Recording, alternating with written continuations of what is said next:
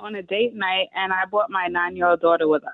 We went to Roof Chris. So, we decided to do something nice and fancy. I ordered, the usual surf and turf, a little steak and lobster, nothing too crazy.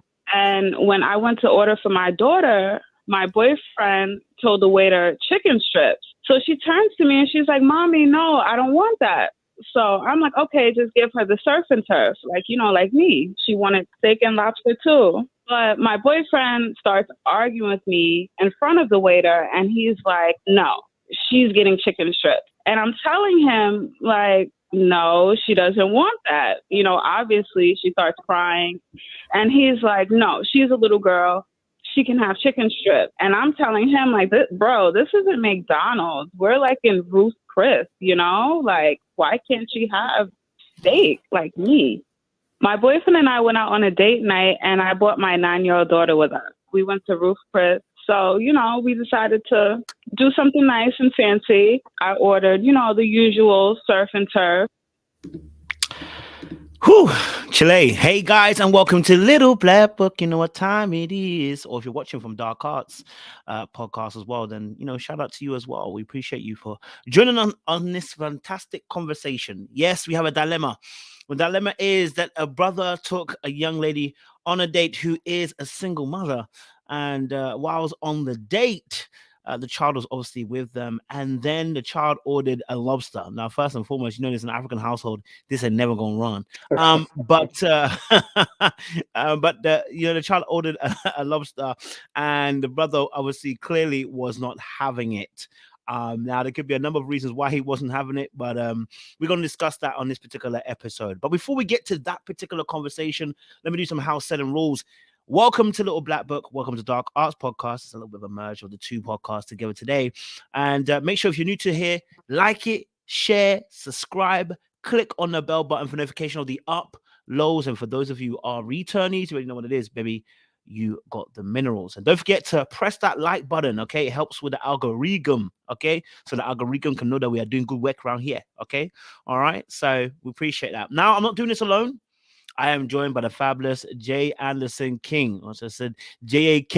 You know what I'm saying? Well, I can't do that too much because J.K. Rowling's also got that little bit of a she's under pressure. How you doing, Cap? Anyway, you doing good? I'm all right, man. I'm looking to have fun again. Yes, well, not yesterday. Last week was amazing. It was jokes. It was funny. Those in the chat, I love you. We both love you. So we go again today.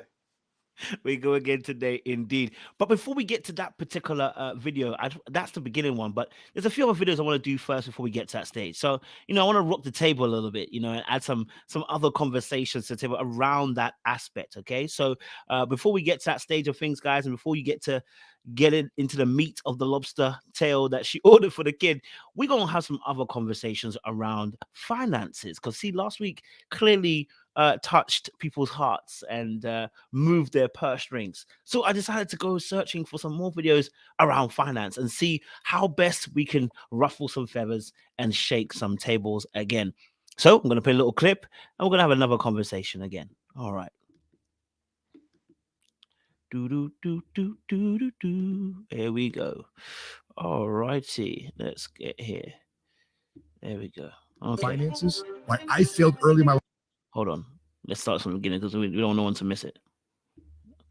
Finances. Why I failed early in my life with my finances because I chose the wrong woman. I chose the wrong woman to have a relationship with. I chose the wrong woman to decide to marry. No. One of the biggest reasons why men fail with their finances, why I failed early in my life with my finances, is I chose the wrong woman. I chose the wrong woman to have a relationship with. I chose the wrong woman to decide to marry. No. Okay, so like I said, I wanted to start strong. I wanted to have a real good conversation about this situation. Because last week was quite an interesting one. So I thought maybe not.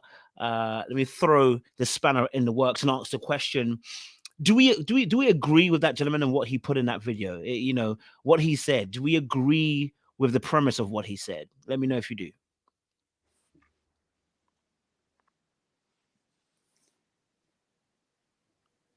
Oh, I can hear you, bro. Go for it. Oh, me? Yeah. So looking at the Sorry. chat, My bad. I didn't address you properly. My bad, bro. My bad. No, I feel good. So do you know what? Obviously, I know who he is. If you don't know who he is, I actually can't remember his name right now. But now he's a multi-millionaire selling insurance, right? So he's talking about he's now divorced from that woman, but now he's with someone else. So he's talking about a time where he was flat broke, and he turned his life around in the 30s after his divorce. So this is where he's coming from. And do I agree with that statement?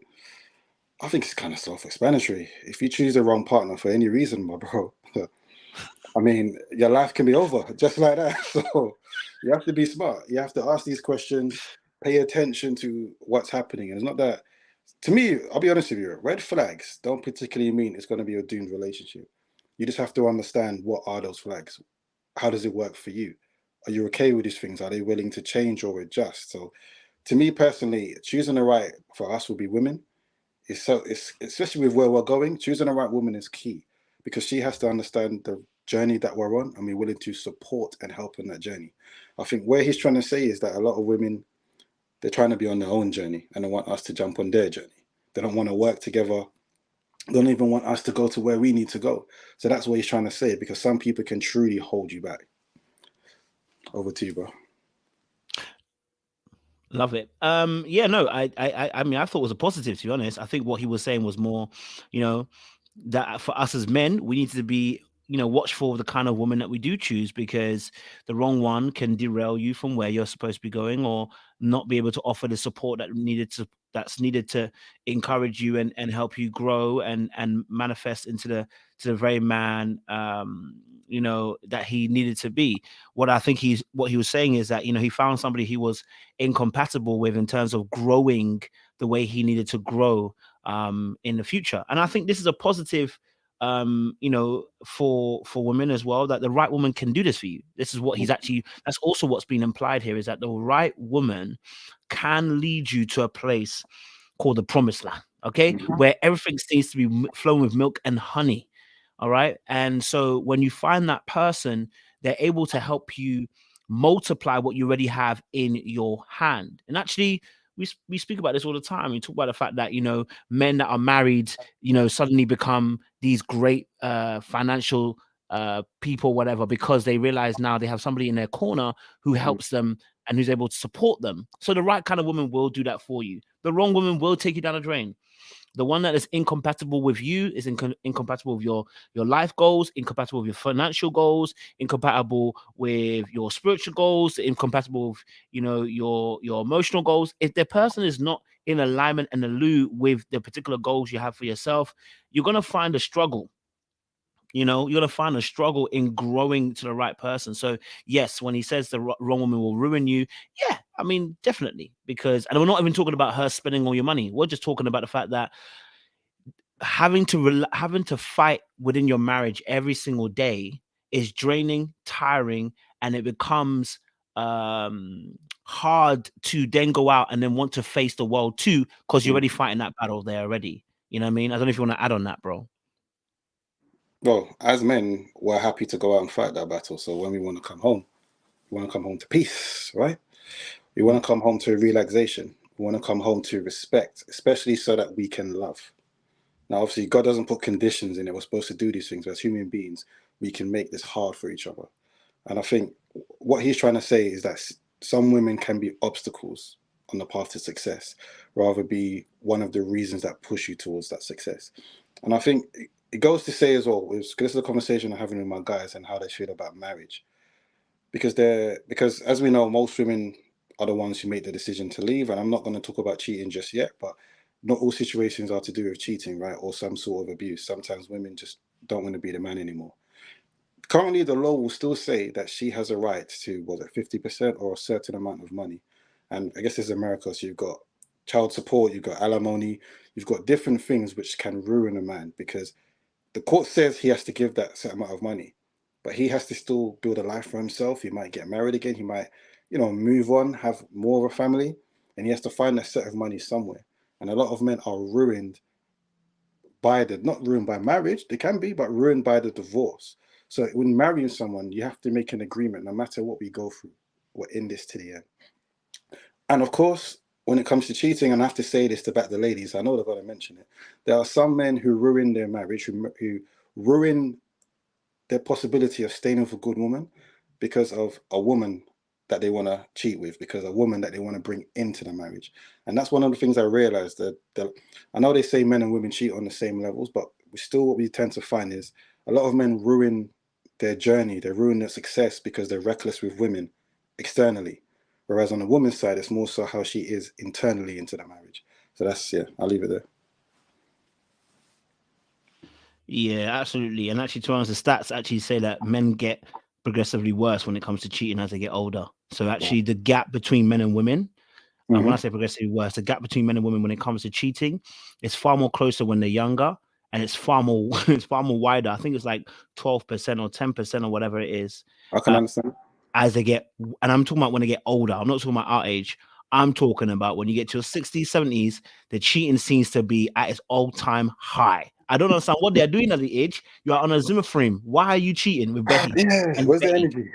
Where's the energy? That's the question I'm asking. You could only get it once a month, and you're cheating. It doesn't even make sense. You know what I mean? Bam, it don't make sense. So yeah, the stats that I saw, bro, it doesn't. It almost makes you think. But I think because the stat that they gave us, because taking into account the people where they're coming from, baby boomers, and the age that they're coming from, this could make a bit more sense in terms of why the age gap gets older and they started cheating more because of things that they faced when they were younger. But we'll see what happens when we get to our age. I think he'll be far more closer as we look at more stats down the years further on the line. So okay, yeah. So you I think we can both agree with that particular sentiment in terms of this video as well. So anybody out there, both men and women, we are saying the same thing. Men can ruin their relationships and women can ruin the relationships for us too as well. And it's important to choose the right person to do life with. So that is video number 1. All right, video number 2. Let's bring something heaty in here. Before you press play, I want to add something. Go for it. I think it's clear to add as well. In these scenarios happening, it doesn't mean this is what the person sets out to do. Some people can have clearly unhealed traumas or external factors that cause them to be a certain way that they may not realize this is how they're being. And they may not even be at a place where they can fully address it, but you can pay attention to find out, okay, what's happening in my life right now? And you usually see it when you break up and all of a sudden things start working out in your life automatically. And it doesn't make that person bad or wicked. It just means whatever was going on with this person was naturally and spiritually, more importantly, dragging you down. And also as well, just to even add as well to that video, again, it wasn't actually blaming the woman. It was actually saying choosing the wrong woman, which actually means accountability is based on you choosing, not necessarily the woman was wrong. If you heard him, I think when I read the comments, I saw people were, unfortunately, they didn't pass English comprehension. So they would have missed certain parts. But the reality is what he said was that choosing the wrong woman, meaning the woman's not wrong. The choice of choosing her for you is wrong, you know? So when you choose her and it's not compatible with your lifestyle, you'll realize how quickly it drains you down the hill. So it's not necessarily about women even being bad or a generational woman being bad or black women being bad. No. It's simply being that when you make a choice as a man, you are accountable for that choice. And if it ruins your life, it's because you yourself, okay, are problematic.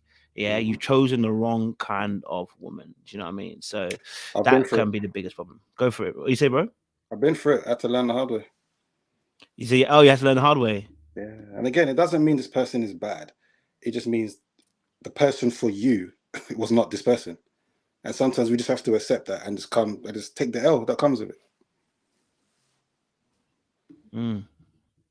That's the real truth right there, sir. You haven't said nothing else but the truth. All right, video number 2. We're bringing up to the table. This one definitely going to cause an issue. I already know because I purposely chose it because I know it's going to cause some issues. Again, and before y'all get started with the please protect this woman, or that's right, sis, I don't care about the amens from either side. We need to stop letting rappers, influencers, and scammers lead this conversation because they don't live in a real reality as well as you. I'm also tired of hearing about the women who say this is my standard. No, this is an unrealistic expectation because money goes in and out of cycles. I don't care about how your father raised you. He wouldn't approve of you shaking your ass online, so you can't tell me he'll tell you how to identify a real man when you're not acting like he would want you to act, especially if he's not still with your mother. I've never in life have I ever heard a woman go, oh yeah, well, our rent was $1,400 and my boyfriend only came with $700, so I didn't take the $700 and I just decided to pay all of it and broke up with him? Because it's not happening. Money is a tangible object. It goes in and out of cycles. Even millionaires have a hard time, and that's what the internet is not telling you. What actually happens is two people get together and they decide who's going to cover what based off of their finances. This is your income and this is mine. It makes more sense for you to take this bigger bill because you make the most money, and they pay it based off of what makes sense for their life, so they can make it from 1 month to the next and make their living situation more stable, because that's what a partnership is. You don't have a lot of men saying, I'm going to take this woman and take on all of her burdens and let her go work really hard and keep all her money. I know it sounds good on the internet for the pandering podcasters. It's not a real reality. Times are hard, inflation is steady rising, and Ari and Moneybag Yo are not your everyday average couple. Stop looking at them for directions on this type of conversation. Topic has come up again, and before y'all get started with the please protect this woman, or that's right, sis, I don't care about the amens from either side. Let this woman be on the pulpit. She can preach. The way she's spitting is so smooth. Someone said, why are you bringing the chaos today, coach? I thought I'd bring the chaos today. No, it did, because when I watched it, I was listening to as I went to get Morley's chicken chips. Listen, like, Morley's wings are absolutely fire from Birmingham. Yeah. I don't know from else, but the Morley's wings are wow. Know, powerful, bro. Different. Yeah, I only got introduced to it last year. I didn't know. I never had Morley's because I never lived in an area that had Morley's. So, but bro, Morley's is serious. Okay, so obviously she's talking about 50-50 relationships, and I think it's quite interesting because she mentioned something I think oftentimes the conversation gets missed, which is she's addressing the people that don't have millions. It's like that. You know what I mean? Which I think oftentimes when we talk about 50-50, people are addressing it from a different echelon or different angle, in a sense. You know what I mean? So I just want to get your thoughts. What was your thoughts to that particular video, and what did you deduct or deduce from that particular video? To be honest, let's talk about the West, because that's where we are. Most people have what they call 50-50 relationships or marriages anyway. It's to be able to say to your missus, oh, don't worry about it. It's a rarity in this time of day, but it's because we're normal people. We're not trying to live lives as if we're millionaires. And of course, for as men, right, when we earn a certain amount of money, we feel like we want to do certain things. There's pride that's attached to that. There's, I guess depending on what type of woman we have, what type of background we have, some people even attach love to that. And it's entirely up to them. But the reality of it is most people experience some sort of 50-50. And it doesn't mean 50-50 down the line. It could mean that, as she said, someone pays a bit more, someone pays a bit less. Someone pays for this, someone pays for the mortgage or the rent, someone else pays for the foods, for the groceries. This, to me, I don't understand why. It's not a big deal. However, people make it a big deal because of what she's saying, the standards. When realistically, most people are not going to meet a man who's earning the type of salary that's going to say, forget about it. Because it doesn't make sense, especially where you are. Again, the UK economy is slightly differently. But I think, let's just say, for us to be able to do that successfully and not worry about anything, I think we need to be on 100K. But only 2% of the UK population is on 100K. So again, it doesn't make sense. Most people in the UK terms are going to be between, let's say, 25 to 35, 40. It's the average salary. Yeah, so you have to be realistic and understand what you want. If you want to build together, build together. If you don't want a man to build with, then don't be. See, as guys, we don't really have these conversations. We don't care about salary. We care about what we're doing because we want to know what the expectation is. But when it comes to a woman, we care more about how she is. What is she going to do with what we give her, what we're building? That's really what we care about. So we don't have these conversations. So I think definitely I would love to hear like different women's views on this particular topic. We can ask the audience, what is your thoughts on that video 50-50 in the way that she put it? Let us know your thoughts in the chat. We'll start utilizing some of your comments as discussion points in this conversation. So if you've got any points, anything you want to add, put it in the chat. We'll definitely add it into the conversation as well. I think I think personally that and I'm sure the ladies will probably talk about it, that when they say 50-50, the contribution in terms of the household aspect is something that's also something that will need to be considered, and we can talk about that in a second or two. I think a lot of times when we have conversations, and our audience is pretty good, to be honest, but I think sometimes what happens is that, the outliers get to have the biggest say in these topics, but the outliers are not realistic in sorry to say realistic, that's wrong. The outliers are outliers. It's like you said, like for us in UK, for someone to pay all the bills, right, you are looking at between 70 to 100k, because first and foremost, even buying a house on the salary that you're looking at, it's laughable and palpable. I'm telling you now, buying a house is a joke in this economy. And if you want to buy a house that's cheap, you got to move out of the area. But then if you move out of the area, the job also might not pay you enough in order to do you know what I mean? So you never really win, right? But so a lot of times when it comes to this kind of conversation around the 50-50, I can see why it triggers some people, because again, 50-50 is not necessarily 50-50, like you said as well. Doesn't necessarily mean literally 50-50. But a lot of times when it comes down to this is that people who are outliers, their opinions have become formulated as expectations for people who are not in that position. So it's like, then what happens is what we call an overinflation. So people who have an overestimation of expectation and standards are not now meeting the very people in the bracket who can't afford to make that happen. So if your expectation is, I want all my bills to be paid, and a few other luxuries to be paid as well for me, the reality is you're gonna have to access a certain market. And if there are other, if the pool of that market is considerably smaller, right? So, and it's relational, because Americans, yes, they will say the top, 100k is top to 10 to 13%. UK is top 1%. But if you take into account the amount of people that are in UK compared to US, you can do your maths that way as well. So in that aspect, it is not for the average conversation that this 50. In fact, we're not even when you are 50-50, you don't even engage in this conversation. You just go about your business. You understand? Yeah, because you know that we all got to work together. Because this chat ain't for us people. So you can jump back in, bro. Someone in the comments said, is this just a strictly financial conversation because there's other needs? And I agree. But what I've learned in life is it's okay in principle to say, don't worry about that. I got that. I have other needs that need to be taken care of. But in the reality, how do you now respond? I'll give an example, right? There's a podcaster in the UK on a globally famous show. I'm not going to mention him now. But he was in a 10-year relationship. After 6 years, he was a breadwinner and he lost his job. And within 3 months, he said he started noticing points of disrespect, points of attitude. And when he pulled her up on it, her reasoning was there are bills that need to be paid. For him, it was, well, I've been doing this thing for 6 years and it's only been 3 months. At least cut me some slack. Like, where is this coming from? Now, I mention that because that's indicative of being in the reality of the situation. This is when you truly see how you respond.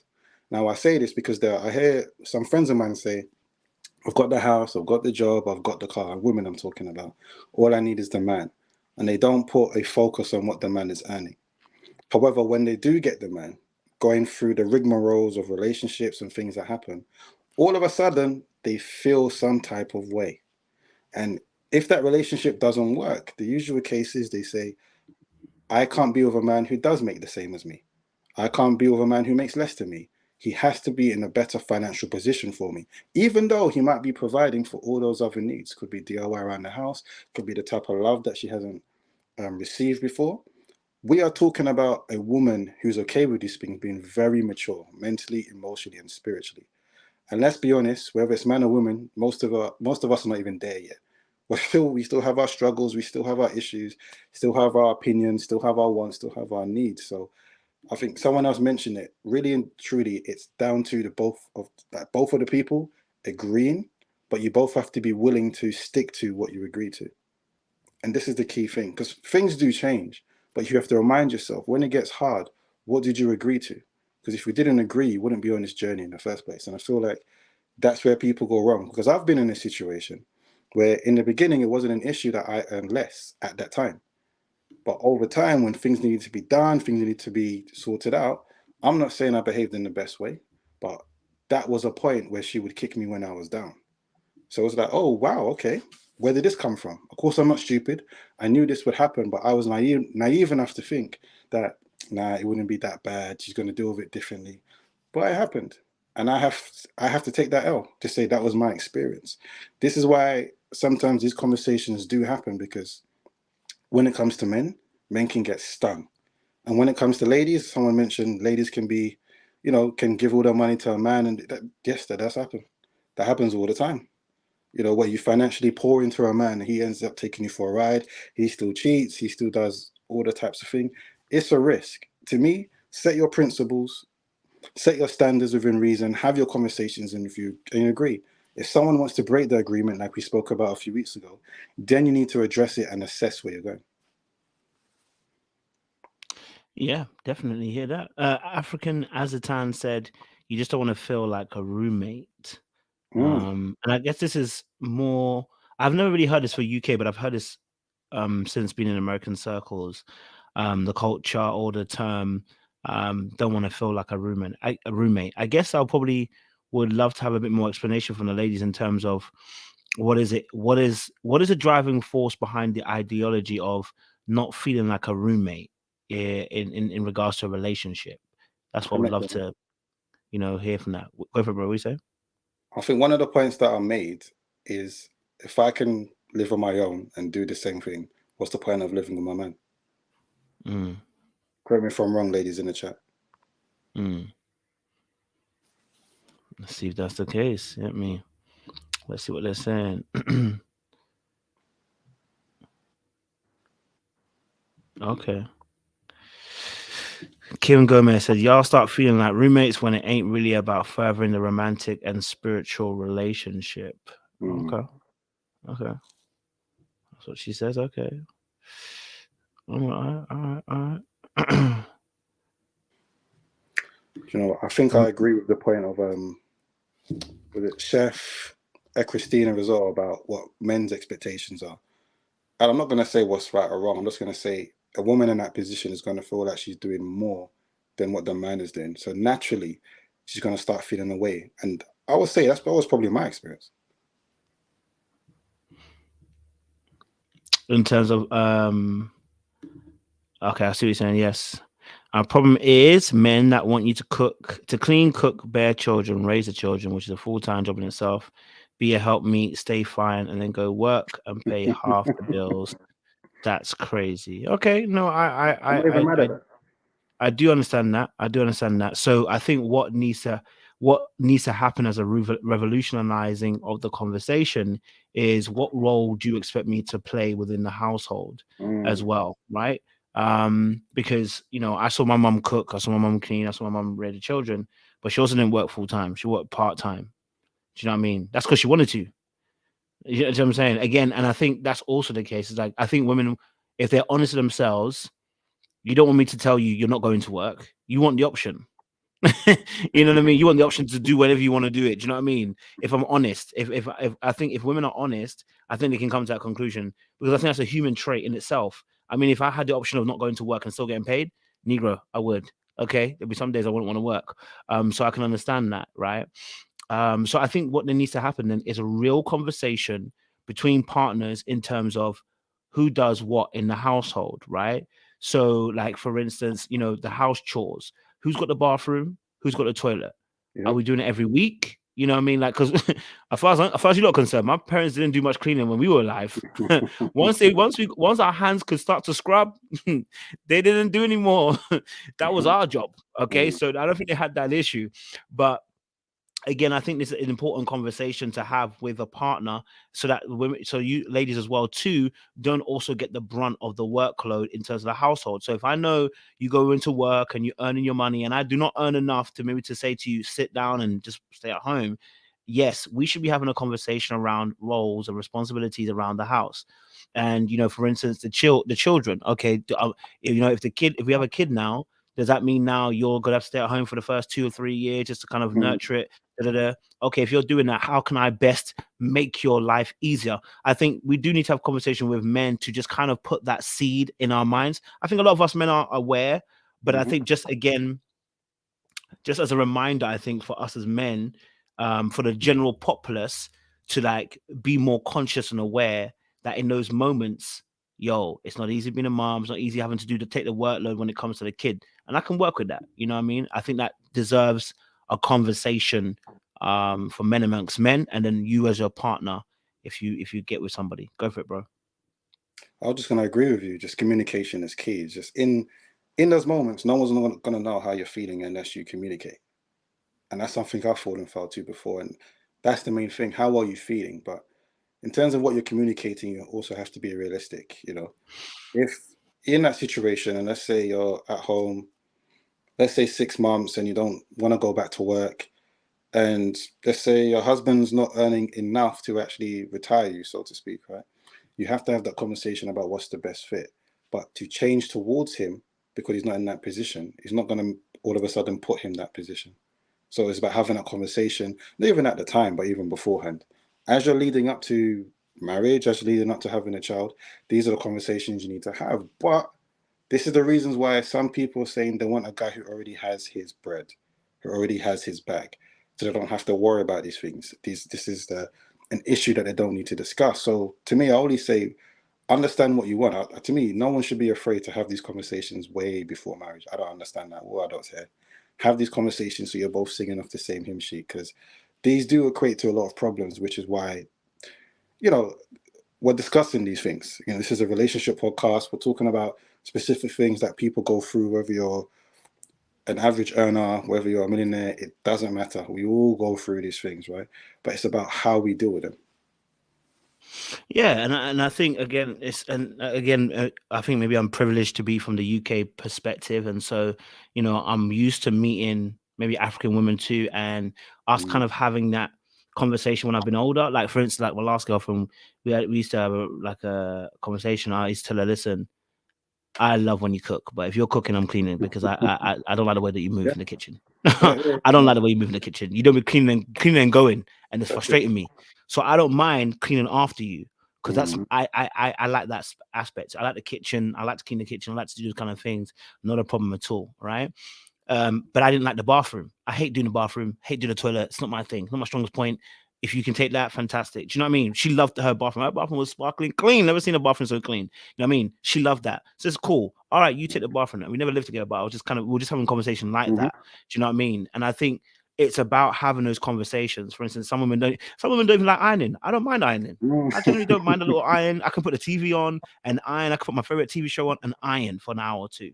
I don't mind that. And I think that's again about having those conversations and not being silent on those expectations. I think what's happened is absolutely right. We have generations past where there were things that were expected because of what had happened in the past and what we had been through and the kind of stress we were under, especially for us as Black people. But I think now we're in a more modern age, and I think both sets of people now have to start stating their expectations of the other person and not just expecting it to be done. So us as men, we also need to communicate and saying, hey, this is what I expect of you. And the woman too, like, hey, well, if you ask me for that, this is what I'm also expecting from you. And no one should be afraid of asking that question so that both people know exactly where they stand when it comes to when we're doing our relationship. So we're not disappointed that, you know, when I look at the kitchen, you're still ain't done the dishes. It's going to be a problem. You understand? So it's those kind of things, you know? Darika says she looks for clothes intentionally to see. She likes trouble, Darika. So yeah, just for anybody out there, just have those conversations beforehand as well, right? You're absolutely right to demand that. It's not necessarily Gigi said, what happens when you already ask for more help but nothing is still done, or they do it once and then they fall off again? Yeah, that's a problem. This is a good question. Okay. So it's a really good question. So there's such a thing as what we call positive regard, okay, or positive conditioning, okay. So, and you know, when we address these topics, you want to see the person do the more. And oftentimes people need to be motivated to do that little bit more, right? Especially if it's not in their natural remit, right? So for instance, you're asking, let's say you want your man to iron the clothes. Question is, what motivation is there to iron the clothes? Now you're probably going to say, well, he's my partner. Should we? No. What motivation is there to iron the clothes? Because we've already established a particular routine and it's not working for you at this moment. So what is the motivation now to change the behavior? And the motivation oftentimes, especially with men, is to sweeten the deal. I'm going to tell you some things that you're going to take some things. Okay, I'm going to take some things. All right. Here's a motivation. One of them is words of affirmation. So when you see him doing something, you praise him for it. Some of you do not want to praise your man because you think it's a bare minimum. And that's what's also causing issues. It's like the bare minimum. And it's like, no. Praise them when they're doing it, because you know how it feels when we don't appreciate you for being a mother or playing your role. It's painful not to be thanked and appreciated, and not just thanked on one day. Like, it's never nice to just to have it that way. So one of the ways to get a man to do something is to, first and foremost, words of affirmation. When they do something that you like, you appreciate it. Say, hey babe, I really appreciate that. Thank you very much for doing that. And you give him a little hug or a little kiss on the cheek, whatever. He now feels gassed. You see, look, men are little boys. You have to treat them like little boys. You see how little boys follow their mom around? That's how you have to get us. You have to get us into that little boy state, which is you're feeding us in those moments. So if he does, for instance, maybe wash the dish, all right? If he washes the dish and maybe he doesn't wash all the dishes appropriately, you know what I mean? It might not be the best thing to now start a warfare over the dishes. What you might want to do is you might want to make it into little jokes. Say, babe, listen, you actually didn't wash this thing properly, but I got you, babe. Do you know what I mean? But I really appreciate you washing the dishes. Right? So you kind of sandwich it. Right? Now, some of you are going to tell me again, well, I got a cuddle a man. And I'm going to tell you now, well, if you want to be single, you want to be divorced, or you want to be in a marriage? Because I'm going to give you the gems. Okay? So if he doesn't do the thing properly, rather than berating him in that moment, what you want to do is you can mention it. You be like, hey, babe, I appreciate the fact that you washed the dishes. There's a little dish here that didn't get it, but I know I appreciate you was working hard. You're doing a little thing, and I appreciate that. Right? Now, you've mentioned it, but you've also mentioned it lightly. I mean, a little bit of a joke of it. He heard that he didn't wash the dish properly. Don't get it twisted. He heard it. Right? He heard it. He gonna do it properly next time. But now he knows that you're not trying to fire him. You're not trying to make it into an argument. He's going to be motivated next time to go for it. Right? He's going to be motivated to go for it. And the second thing is, I'm going to tell you this now. Good persuade makes a lot of things. I'll tell you this now. I'm just going to be real with you. When you reward us with sex, it works. I'm going to be real with you. Men we are suckers. Yeah. Let's say I've ironed something. Maybe I ironed a dress for you. Right? And the next day you pull it on me, and you just tell me, I had to put it on you because the way you iron my dress. I'm gonna be like, what the woo? What do you mean? Men are very simply wired. We want to be motivated. We want to be praised for what we're doing. You know what I mean? So honestly, it works and goes a long way. But anyway, let me let my brother jump in, as well. Go for it. You said it perfectly, my bro. You got it as well. Someone said, right, stroking the ego gets you far, and that's life when it comes to men. That if a man can fly if the right woman knows how to speak to him, and this is put into practice, you will see what you get from a man. And like my bro said, just when you incorporate that other aspect into it, honestly, so just have these conversations, because this one makes it fun. Someone's washing the dishes, someone else is drying, someone's cooking, someone washing the dishes. Take a 5-minute break to do what you need to do. These things kind of make it fun. These are their incentive. One thing I've realized as human beings, especially now, when we make things boring or a chore or an issue, it's most likely not going to get done, or it's going to get done very slowly. But if you want to have fun with it, if you want it to be done properly, don't make that thing an issue. Make him look forward to what's going to come afterwards, or even during. Right, and this is how you play the game. Unfortunately, I don't want to call it a game, but this is how you play the game. If you really want something, the key is not to berate someone. And we all fall foul of this at times, because we have our emotions, we have our annoyances, we have our anger. But realistically, we realize how much more of a greater effect that we have. And as men, right, for the ladies in the chat, think about it. When a man speaks to you in the right way, when he loves you the right way, he gets more from you. And it's the same thing for a man. When you respect him in the right way, you talk to him in the right way, you get more from him. And this is, again, it may be a touchy area for some people because some people have lower tolerances or higher tolerances. But you put these things into practice, you understand things can change way more than what you thought they can. Yeah. And I think someone put a good comment even about it as well. This queen won't quit, said I just let him do the good stuff. If you can't touch it, let him take you out more. And you know what? That is such a, you don't even realize how that works. So it's called what we call a negotiation.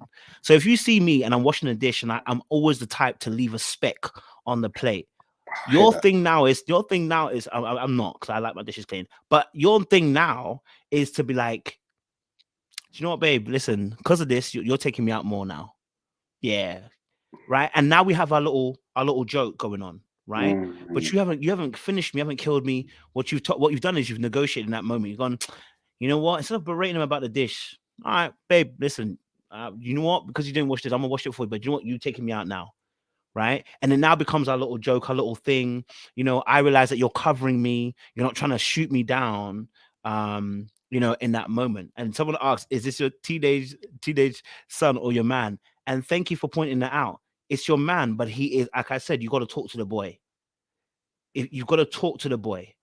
These are the secrets I'm telling you right now, and some of your relationships will turn around if you listen to this. I promise you. I'm not going to try and lead you astray. I'm literally telling you, because men are often, there's a boy inside of us that wants to be praised. Do you understand? So there are ways to get that boy to begin to ginger. You understand? Yeah. It's a way to get you ginger. There's also a way to ginger a woman in a way as well too. There are ways to ginger a woman too to get her to do what you do. So, but we're telling you, but for the men perspective, you know, that for us, this for a lot of men, this works. You know what I mean? Of course, there are other men out there, I'm sure, as a batch of them, who, do you want, tell him straight, he'll love it. You know, I'm sure there are men like that as well. You know, but the reality is most men really do like to be praised and appreciated, complimented. You know, we like a little bit of a jostle, you know, little negotiation. We like that too. Positive regard and positive reinforcement, positive conditioning. We love all of that. Okay, that goes along with it. And I know it's tough for some people, right? It's tough for some people because the upbringing, that's not what you had. So you can't give what you never really saw, what you never really had. Or it becomes cringy for you to do it because it's like you're babying the person. But you don't realize you've got to talk to the boy. There you go. This is men. Go for it, bro. I think the other bit to think about as well, like in this particular scenario that we're talking about, he's not hurting you. He's not doing something to hurt you. If he has, and you talk to him in a particular way, that's a different conversation to have. But if he's just not washing dishes or clothes or ironing, he is not doing something to hurt you. Remember, so how you're speaking to him obviously needs to change, because if there's no difference between when he has done something wrong compared to when he just hasn't washed the dishes, a lot of men are not going to be reciprocative to that. In fact, a lot of times, when I say reciprocative, I'm going to say they're not going to meet you where you are. They're going to give you exactly what you're being to them at the time, because it's just human nature. That's what happens. And the other way it happens as well. This is why you have to pay attention.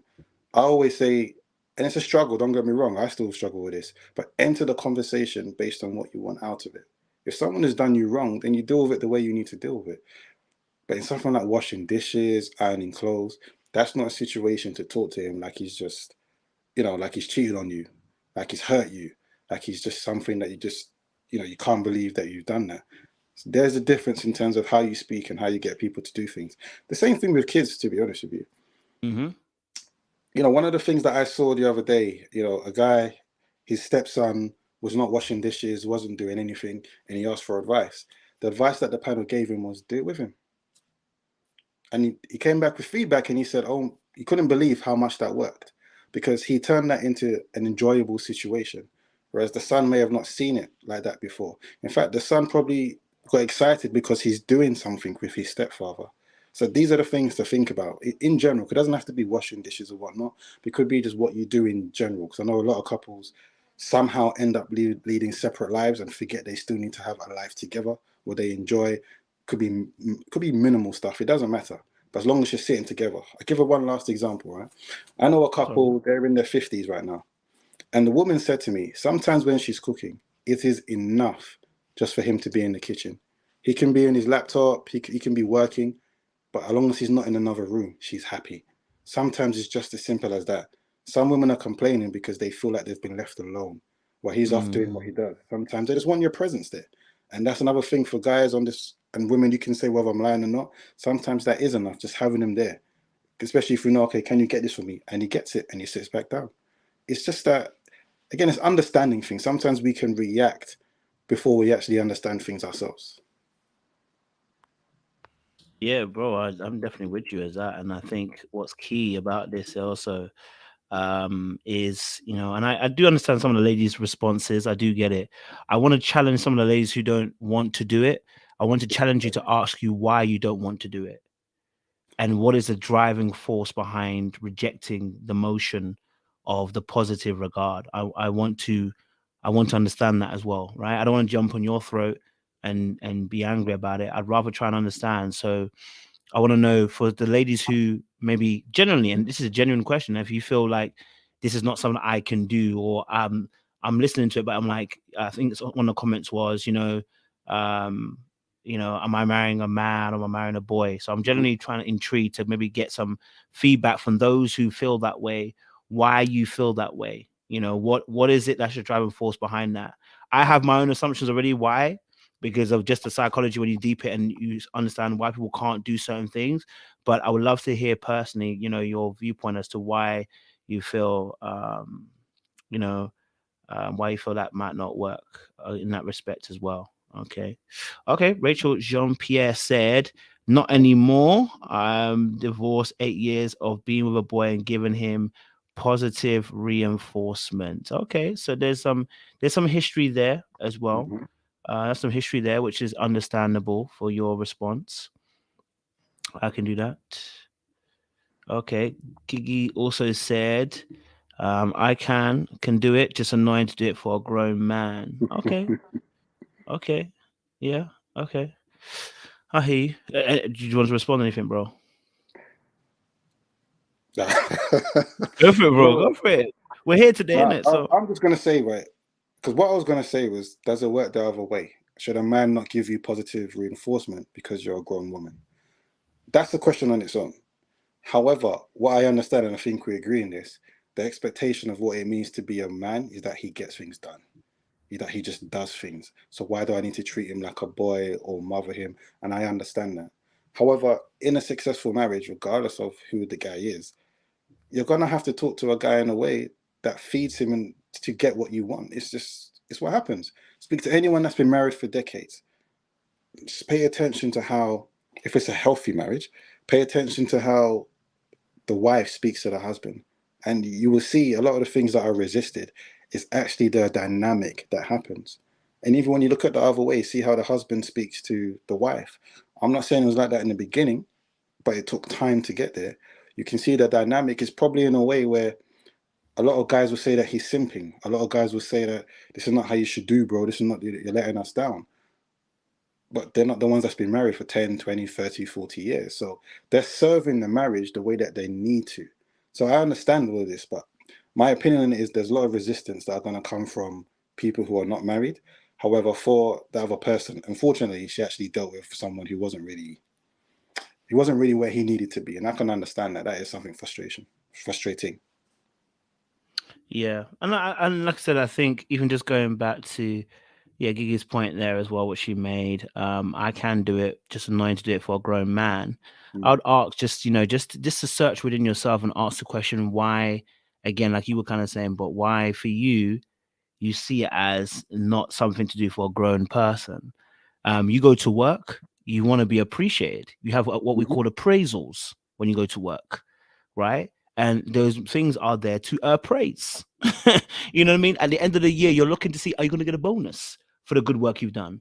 We all look for things that are going to appreciate the work we've put into something. And I'm saying on a more micro aspect rather than a macro in terms of a whole year, I'm saying during the course of the year, is it not better to from a psychological point of view to appraise your partner or praise your partner when they do something that you like? Because what you're trying to do is keep the mindset in a space where they are consistent with a particular behavior. And so I'm saying that if someone has struggled technically with, let's say, question quote marks, washing dishes or washing a plate after themselves, when you're mentioning it, just be positive regarding, maybe even sandwich it, as someone said in here, you sandwich it, rather than whinging and moaning, which actually then just becomes another cycle of arguments. And this should be done for both men and women.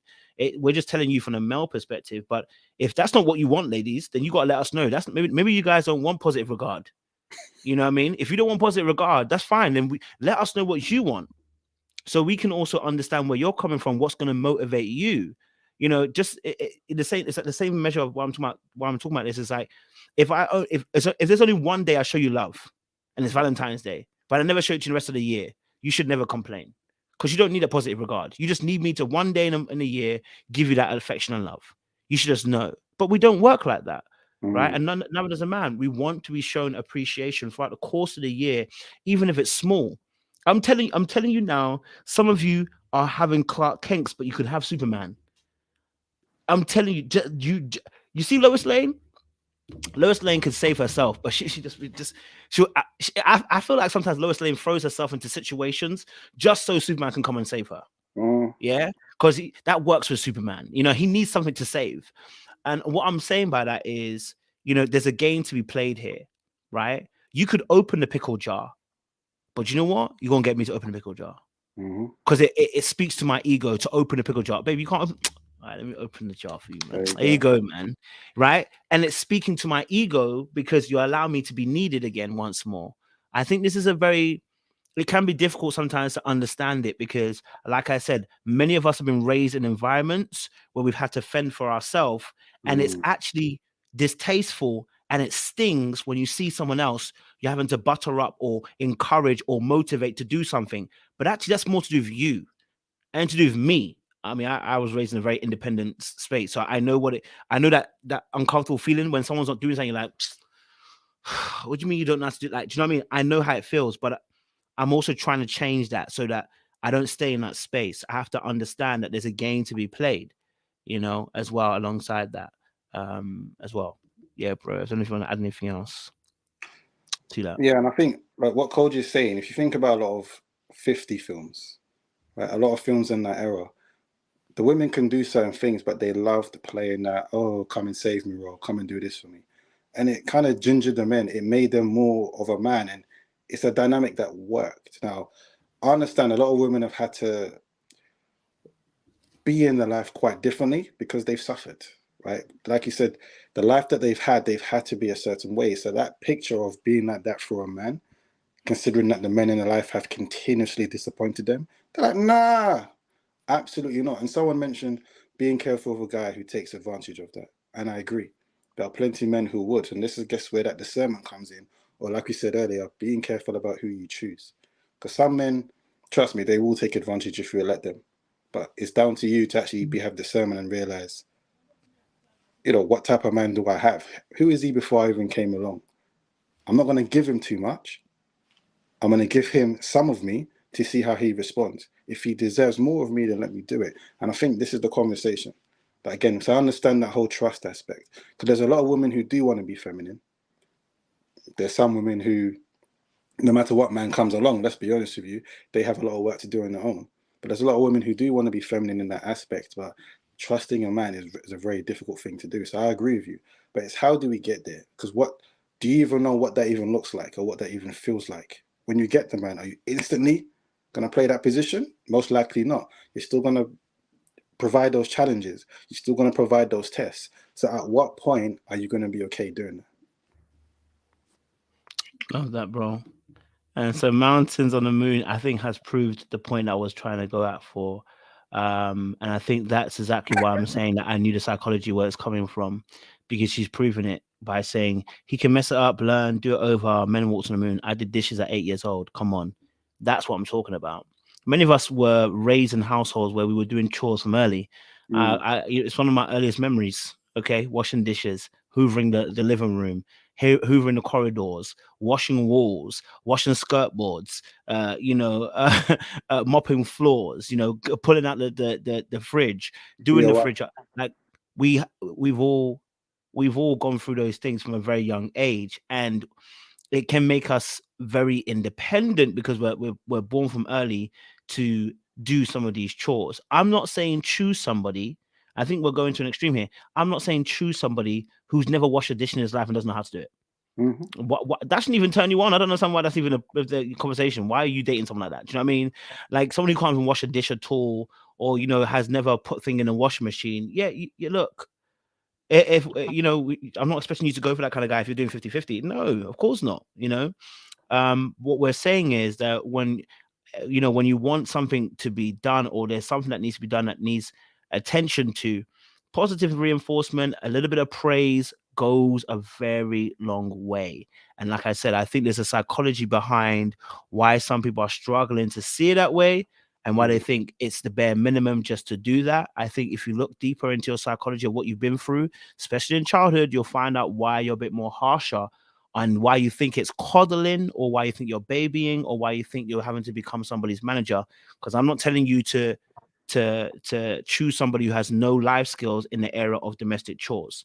We never said that at all. We said if the person was doing something and maybe didn't do it the way that you wanted it to be done, how would we handle that kind of situation? So I think it's very important to also look at it from that perspective as well. Like I'm doing right now, right? I'm making sure that I'm trying to understand where you're coming from, rather than just imprinting what I feel and not listening to you. Do you know why? Because I want that back too. So there's a way to go about things. If I want to get something out of you, I have to learn how to handle the person as well. When I'm talking to men, I can be a bit more rough. When I talk to ladies, I can't be as rough because y'all start calling me out, right? We know this.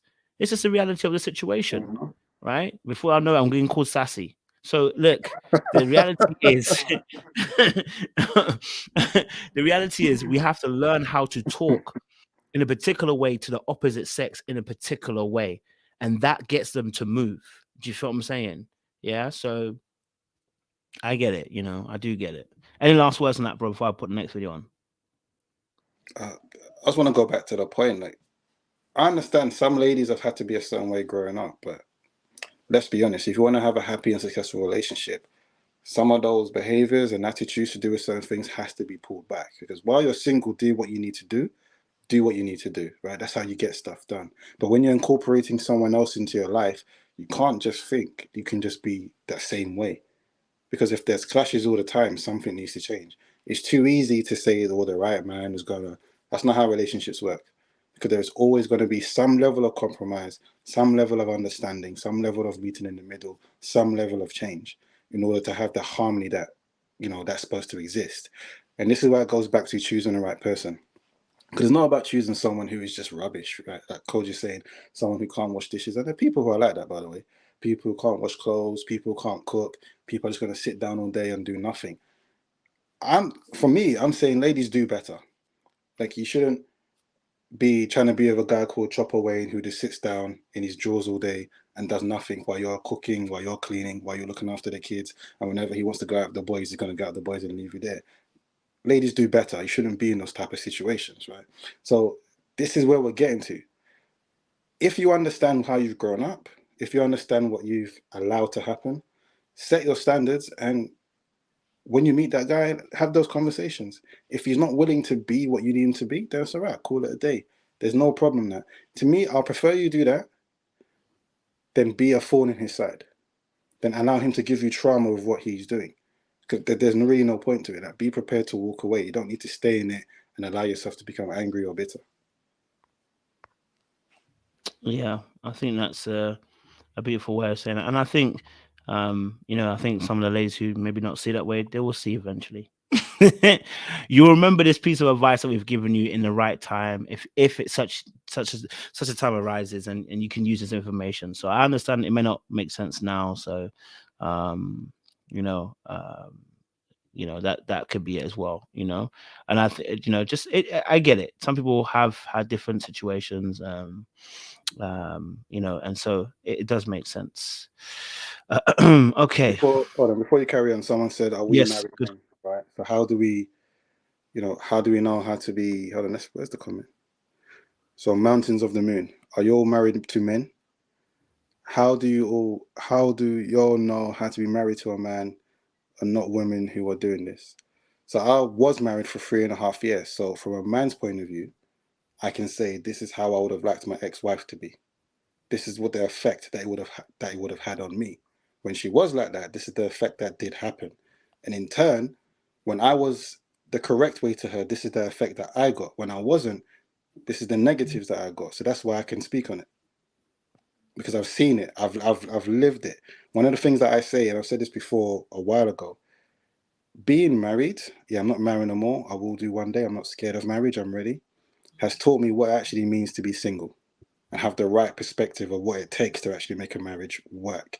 And this is one thing that scares me, is that a lot of people, it's fine to have your opinions and say how you feel, etc.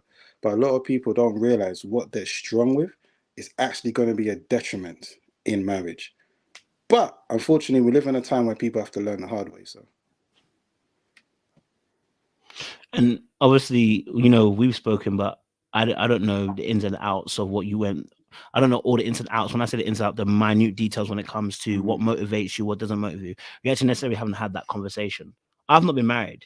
So if we're agreeing on the same points, I think we can safely say that I'm coming from a different perspective, being single and obviously being in a relationship, but clearly we're on the same wavelength. So I think there is a common thread when it comes to men. The psychology of men is we can talk about the generalities of most men and what kind of motivates men and how easy they are to be motivated to do something. And when you learn how to do those things, it begins to make life a little bit more easier. And that's what I'm saying. Listen, I'll be honest with you. You know, not everything I'm saying that I understood when I was younger. When I was younger, I didn't understand all of those complexities, which are now simple to me, but were complexities at the time. Now I'm older. Now I've been in a few relationships. Now I've dealt with women, and I know that okay, there's certain times. Well, how was I motivated to do this? Oh, because da. That's what I said to you. And I also know there are nuances between men. Like I like explanations. If you want me to do something and I'm looking at you going, I don't know if I understand that, and you explain it to me, I'm like, oh, okay. Well, that's what now I'm never gonna question you again. I'm just gonna do it from then onwards. Like, but not every guy is like that. You know what I mean? So of course there are nuances and stuff, but the generalities in terms of motivation, most men are motivated by the same thing. This is why we date women. You know what I mean? Because we like the same thing. I get it. I do understand you know, that some women have dated men, etc., etc. I'm saying to you, if you find the right type of guy, again, you know, who actually loves you and actually cares for you and actually wants to be with you, then yes, some of these principles do work because the men are boys inside of men. And when I say boys, not necessarily that they're childish, but there is a boy inside of a man, which means when you speak to that boy, he begins to maneuver in a particular way. So that's what I'm saying. You know, that's all I'm saying. If it works, if it doesn't work, if you don't want to take it on, I do understand. I'm not gonna be mad at it. You know what I'm saying? But just don't call me for coaching later on because I ain't doing it. I'm joking. I'll do it. I'll do it for a fee and a price. For a fee and a price, I'm definitely doing it. You know what I mean? But no, but the realist aspect of it is that men are simply motivated this way, you know. And I just want to say this last point as well. For anybody who says they don't understand it, that's different from someone saying, I don't want to do it as well. It's much more different. But you know what the Bible says? You know, there were two spies. One that said he will go and one said they wouldn't. The one that said he will go didn't go. The one that said he wouldn't go went. Some of you might be saying no today, but tomorrow you may be going. And I appreciate you for going if you do. I appreciate if you go, you know, tomorrow, and it makes, you know, as well, in that regard as well. So, you know, we're saying speak to that inner child, and the same for men. Men will speak to women in inner child, and they will have to deal with that in relationships as well. So, yeah. So, you know, that's it. Yeah, some men can't be motivated. Exactly. Y'all need to discern that because that's not me, but discern it. All right, last video, actual video of the day that we were talking about. You know, bringing it into fruition. All right, cool. let me share this tab instead. And we're going to go into our video that we were talking about today. And I appreciate you ladies as well for giving back feedback. It's been good conversation. It wasn't as reckless as last week, was it? See, we're all learning and growing. I'm growing too, you know, and I'm appreciating y'all. You see? Filet mignon. All right. Is not playing. And I brought my Trust me, bro. 9-year-old daughter with us. We went to Roof Chris. So, you know, we decided to do something nice and fancy. I ordered, you know, the usual surf and turf, you know, a little steak and lobster, nothing too crazy. And when I went to order for my daughter, my boyfriend told the waiter chicken strips. So she turns to me and she's like, "Mommy, no, I don't want that." So I'm like, okay, just give her the surf and turf. Like, you know, like me. She wanted steak and lobster too. But my boyfriend starts arguing with me in front of the waiter. And he's like, "No, she's getting chicken strips." And I'm telling him, like, no, she doesn't want that. You know, obviously she starts crying. And he's like, "No, she's a little girl. She can have chicken strip." And I'm telling him, like, bro, this isn't McDonald's. We're like in Ruth Chris, you know? Like, why can't she have steak like me? My boyfriend and I went out on a date night, and I brought my 9-year-old daughter with us. We went to Ruth Chris. First and foremost, why is a 9-year-old getting steak? They don't know what to do that steak, okay? First and foremost. But I digress. Steak and lobster. Steak and lobster. The more I hear it, the more wild it gets. I can't. At first, I thought, yeah, but it's wild. A steak and a lobster. Baby, what you doing? A steak and a lobster. No wonder why it's... Anyway, bro, go for it, bro. Actually, let me listen to it one more time because, bro, wait, hold on. I just need to make sure I heard what I heard. I just want to make sure I heard what I heard. Oh, my days. Let me just make sure I heard what I heard. So, you know, we decided to do something nice and fancy. I ordered, you know, the usual surf and turf, you know, a little steak and lobster, nothing too crazy. And when I went to order for my daughter, my boyfriend told the waiter chicken strips. So she turns to me and she's like, "Mommy, no, I don't want that." So I'm like, okay, just give her the surf and turf. Like, you know, like me. She wanted steak and lobster too. But my boyfriend starts arguing with me in front of the waiter. And he's like, "No, she's getting chicken strips." And I'm telling him, like, no, she doesn't want that. You know, obviously she starts crying. And he's like, "No, she's a little girl. She can have chicken strip." And I'm telling him, like, bro, this isn't McDonald's. We're like in Ruth Chris, you know? Like, why can't she have steak like me? My boyfriend and I went out. It gets worse as you listen to it. At first, I was fully on the woman's side. And then after I've heard it 2 or 3 times, like, wow, let me add some nuance to the conversation. She said a steak. You going to get a steak and lobster? I know that. Anyway, so what do you think? Steak and lobster. Talk to me. What's your thoughts on this? I think it's quite interesting, actually. For all the men that's on this, and any of you who have sons or brothers or cousins, I want you to teach them this, right? I haven't stuck to this throughout my life, but what I used to do is look at the menus, and I did check Ruth and Chris's menu to see how much things cost, and then I'll calculate, you know, what type of things are, you know, would I order? What type of thing my missus is gonna order? Let me see where it comes to. I tended to not go out on that day unless I can afford 2 or 3 times the average amount. The reason being is because you never know what can happen. You never know where you're going to go. You know, anyone can pop up. Just in general, you never know. And the last thing that you need is to have an argument in a restaurant when it comes to who's having what. Now, I don't know how things are in the UK, but we have service charge, say in America, but we have service charge here. When I was younger, one of the things that I hated is seeing our people argue about service charge. And don't get me wrong, I hate service charge. I don't understand why we're paying it. I don't do it. But what I'm not going to do is argue about it. That's it. I will. No, I'm not going to do that. I'm rich enough to pay it, but I will argue. But go on, bro.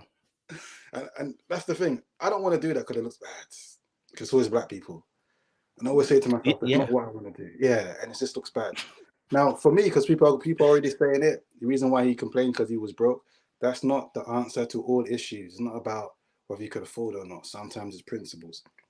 But if it was a case of money, for me, I wouldn't have gone there with just enough. I would have gone there with way more than enough. Now, to go back to the video, She said they was going on a date night at Ruth and Chris, right? So that to me means it was already booked for those two.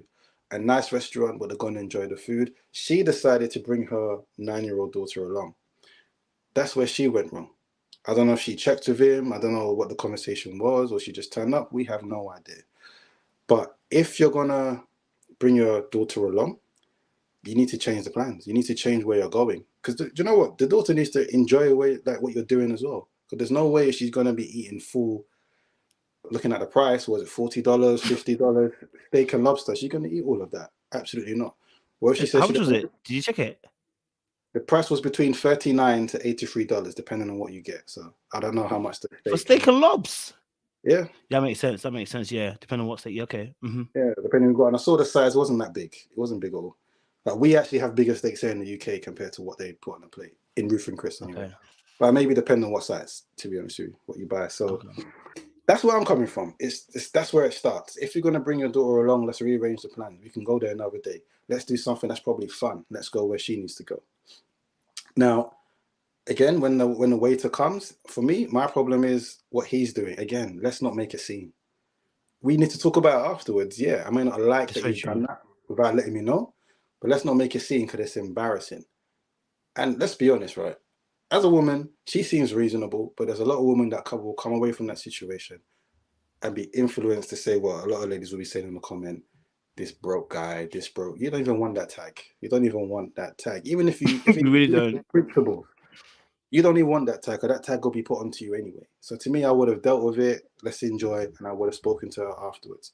But to me, it starts from whether she invited her own daughter, whether he agreed. Either way, they should have gone somewhere else. I don't know how she's feeling about it. Obviously, she's asking the question because she feels, okay, I don't feel particularly easy about it, but we don't know enough, to be honest with me. To me, if anyone's going to have those experiences, go somewhere else and communicate if you have to bring your child along. Again, I've had that scenario before, actually, where me and the person I was with a very long time ago was meant to just go out, just random, nowhere restaurant, but just be out and about, right? I was with my daughter. I couldn't leave with her grandparents, and I was with her. But what I didn't do is say, oh, I have to bring my daughter along. So I just turned up with my daughter. Yes, she wasn't too pleased. And at the time, I felt, I don't really like the way she responded. But ultimately, at the age I am now, I understand I should have communicated / changed plans. That's all I needed to do. It may have been a bit, what's the word I'm looking for? She may have been a bit disappointed, but it's better for me to communicate than just turn up and inconvenience someone. In this case, yeah, we talk about money. I'm going to bring it up again, but that's an addition. That's another, however, how much it costs. That's another something on top. And we already talked about finances, expectations. Again, I don't know his finances, but it's something for me to pay attention to, because I'll give you another scenario before I let you go, bro. I was 21, 20. I called my missus, said, where are you? She was down the road. I was at my workplace. She was with her friend. She was buying pizza, right? I said, all right, I'm going to come and meet you. That's all I said. I went down there, met them up, saying, how are you? Mwah, did all that stuff. And then when it came to paying the bill, by the way, I didn't eat nothing and they were standing up because it was takeaway. She looked at me. And I thought, why are you looking at me for? I don't understand. And then I clocked. She's looking at me to pay the bill, and it's for her and her friend. In that moment, I felt away. I was vexed. I was vexed because it was the audacity. If you had told me ahead of time, I wouldn't have said no. But it's the audacity. Why do you expect that? I paid it anyway. And even the cashier had to ask me, is everything okay? Because she saw how vexed I was. But I had to talk to my missus at the time about the audacity of that situation. Because that's not how it should have went down. You should be communicating. You should be asking. Because out of principle, end of the day, why would I want to pay for your friend? I could, and I did. But out of principle, communicate with me. You don't have that expectation.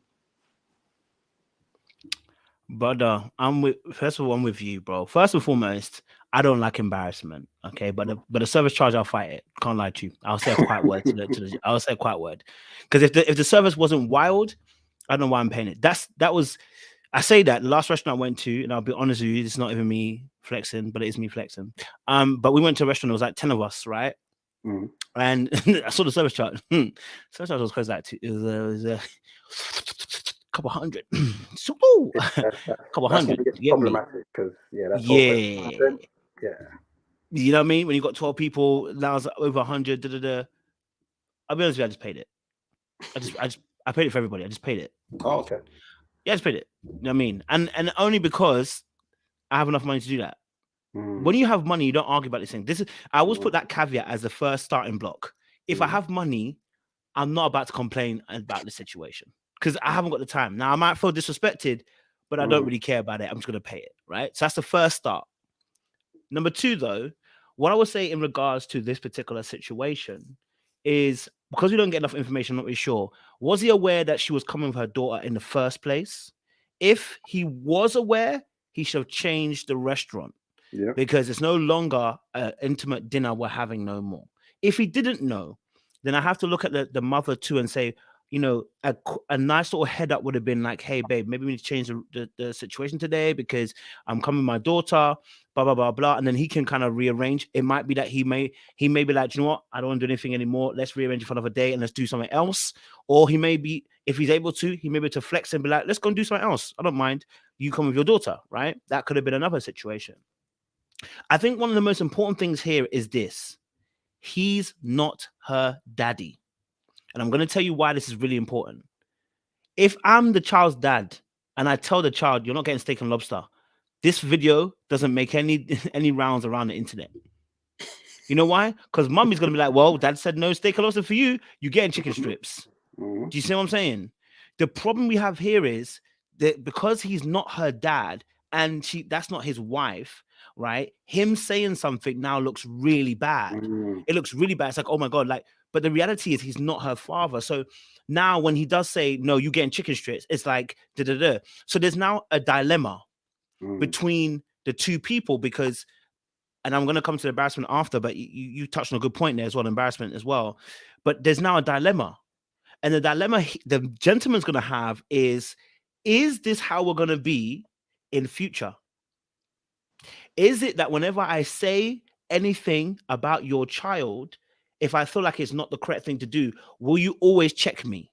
Because if that's the case, we're not working as a team and you've separated yourself as wife, as woman and child, and we don't actually have a team together.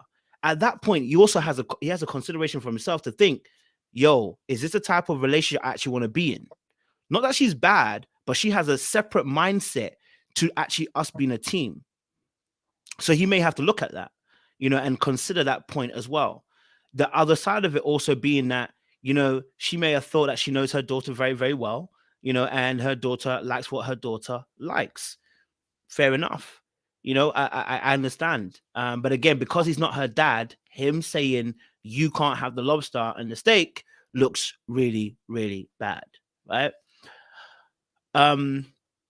Now, you're actually right, bro. I think me personally, I would have kept quiet at that moment, right? I think this would have been, and I think this is a principle both men and women need to utilize in future, right? Now, we didn't, at that point in time, a light pushback would have been good. And then after that, if she says she wants steak and lobster, you get steak and lobster, right? Because it would have been like, hey, do you not think it's better for her to get the chicken strips? Mom says no. All right, cool. Let's get a steak and lobster then. We'll grab a steak and lobster. And you make a little joke of it. And if you don't finish, I'm going to finish it for you. You know what I'm saying? You make a little joke of it and you keep it light and you keep it moving. And you enjoy your date, right? And then if it's still bothering you after the date, you wait till you're one-on-one with her, whether it's that same day or whether it's another day, and you give her a call or whatever and just say, hey, look, from my perspective, this is how I saw things. You know what I mean? Like, I didn't think that she needed a particular thing, and this is what it means to me. Just so that you explain it carefully, you know, so that the person understands where you're coming from. Similar to you, bro. I think I've told a story to the audience. They already know that story. When I came up from Ghana, I told them about the experience I had in Ghana. That I went somewhere. I went to like a lounge, and there was a girl that I knew that was from Ghana, and she got there before me, basically, right? She came with a friend. I didn't even know she was coming with a friend.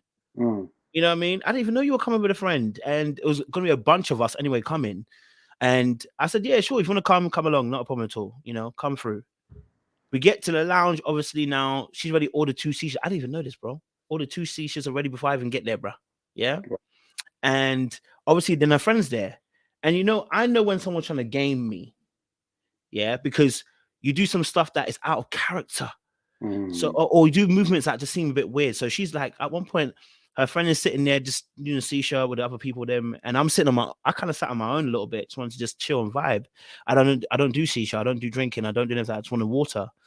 So she comes over to me and says, "Oh, my friend's like a little bit hungry. Do you mind if can you just get her some food?" Now the food is perfectly. I can pay this 100 times over.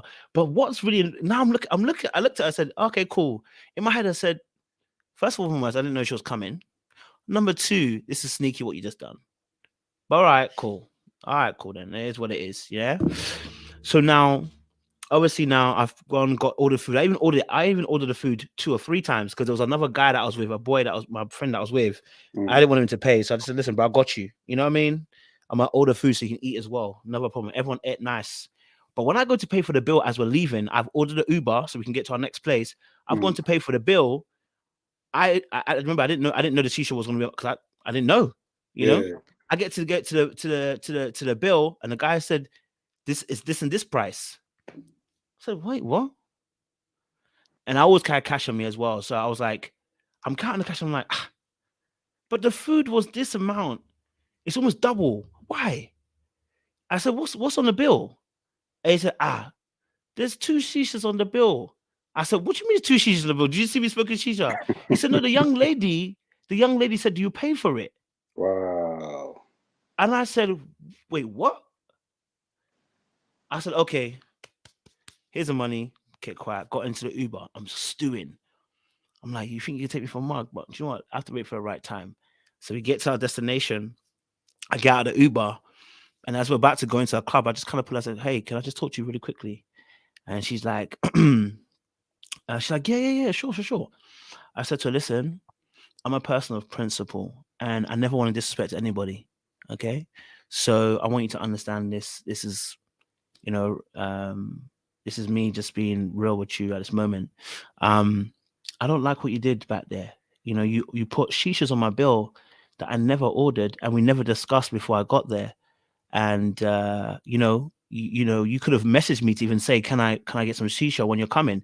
You didn't message me to tell me this, that you were ordering the shisha. You just waited till I was going to pay the bill and then added it on." And I said, "That means you took advantage of me that moment. So because of that, I don't want to go any further tonight. What I'm going to do for you though is I'm going to make sure that you're going to get home." I gave her like 600, 800 Ghana cedis, which is equivalent. So around about 50 quid. If I'm actually on, I just deeped it. It's about 50 quid. Right? Give her about 50 quid and said, "Listen, buy drinks for yourself, enjoy yourself, go with your friend, enjoy the night. But me and you, we're not a kin anymore. You know what I mean? I'm gonna enjoy my night." Never spoke to her again. Every time she saw me out, I avoided her. Because for me, it was just about principle. When people do that kind of stuff, they've taken advantage of you. Do you know what I mean? So, but again, these are the situations that happen. But again, there's a right time and the right place to do it. Like you were saying, bro, I could have, if I did this in the middle of the actual place we're going to, it would have been embarrassing. Do you know what I'm saying? I had to pull her aside to make it a 1-to-1 and then say what I said to you so that it's not embarrassing. Do you know what I mean? And then for me, and you're like I don't like embarrassment. And I also don't like my name being tarnished. So me too, I even gave you money on top so that you go enjoy yourself. So you can never say any bad word because I don't like that kind of, reputation.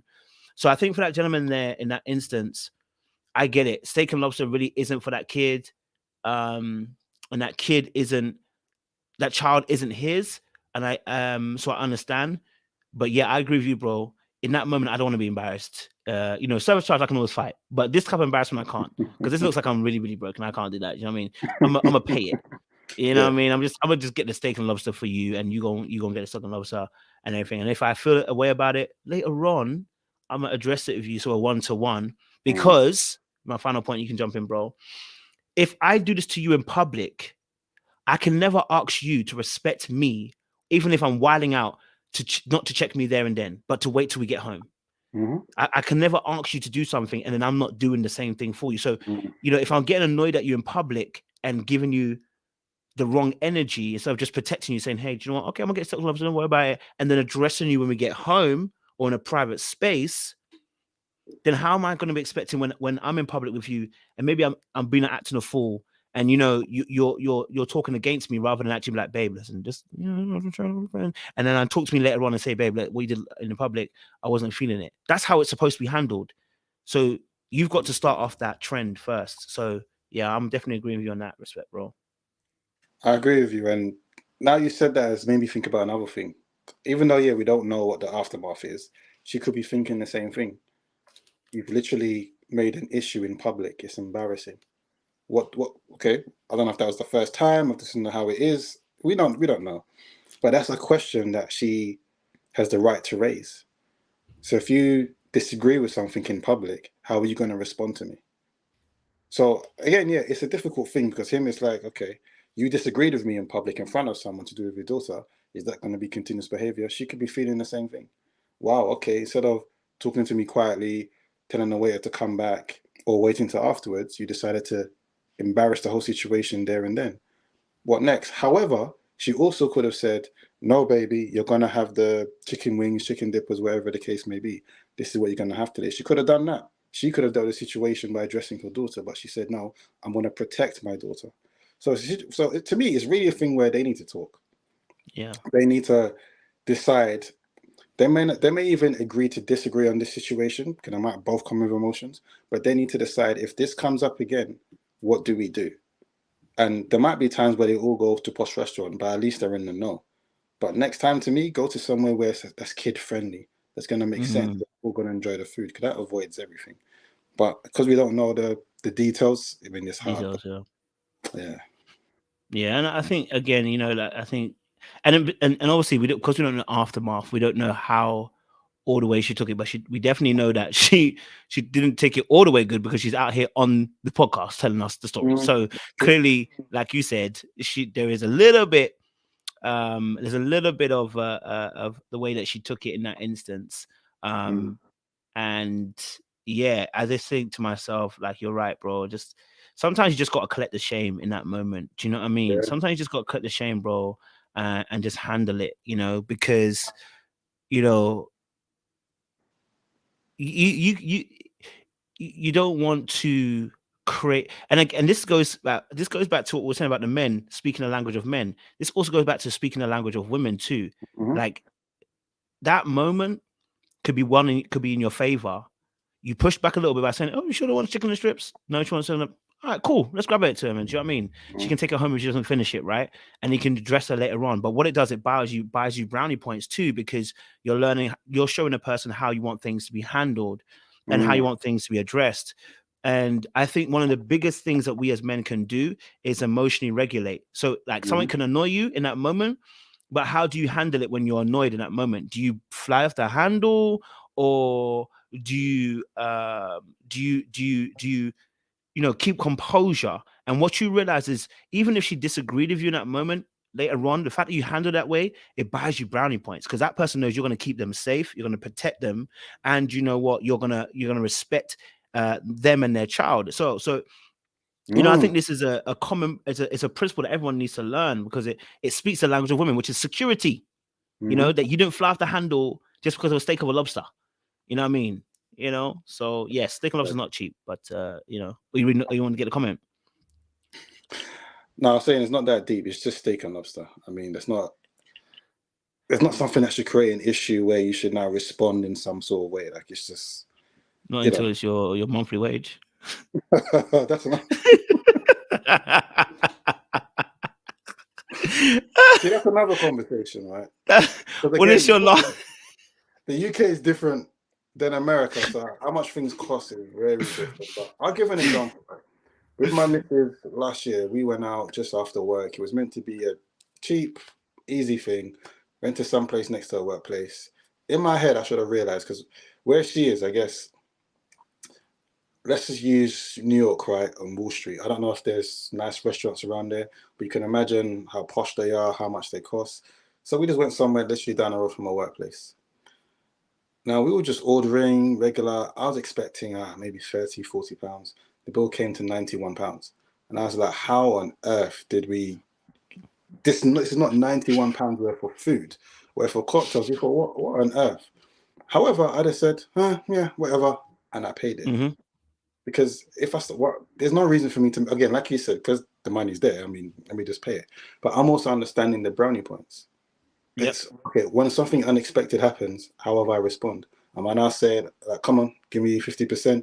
oh, why is this happening? I might start arguing with the bill, trying to get stuff off. No. There's no need for that. Just deal with the matter. And again, like I said, don't go somewhere if you know there's a possibility where you might struggle. You save yourself embarrassment. Remember what I said here? The tactics, ladies, teach for the guys here. Ladies, teach your sons.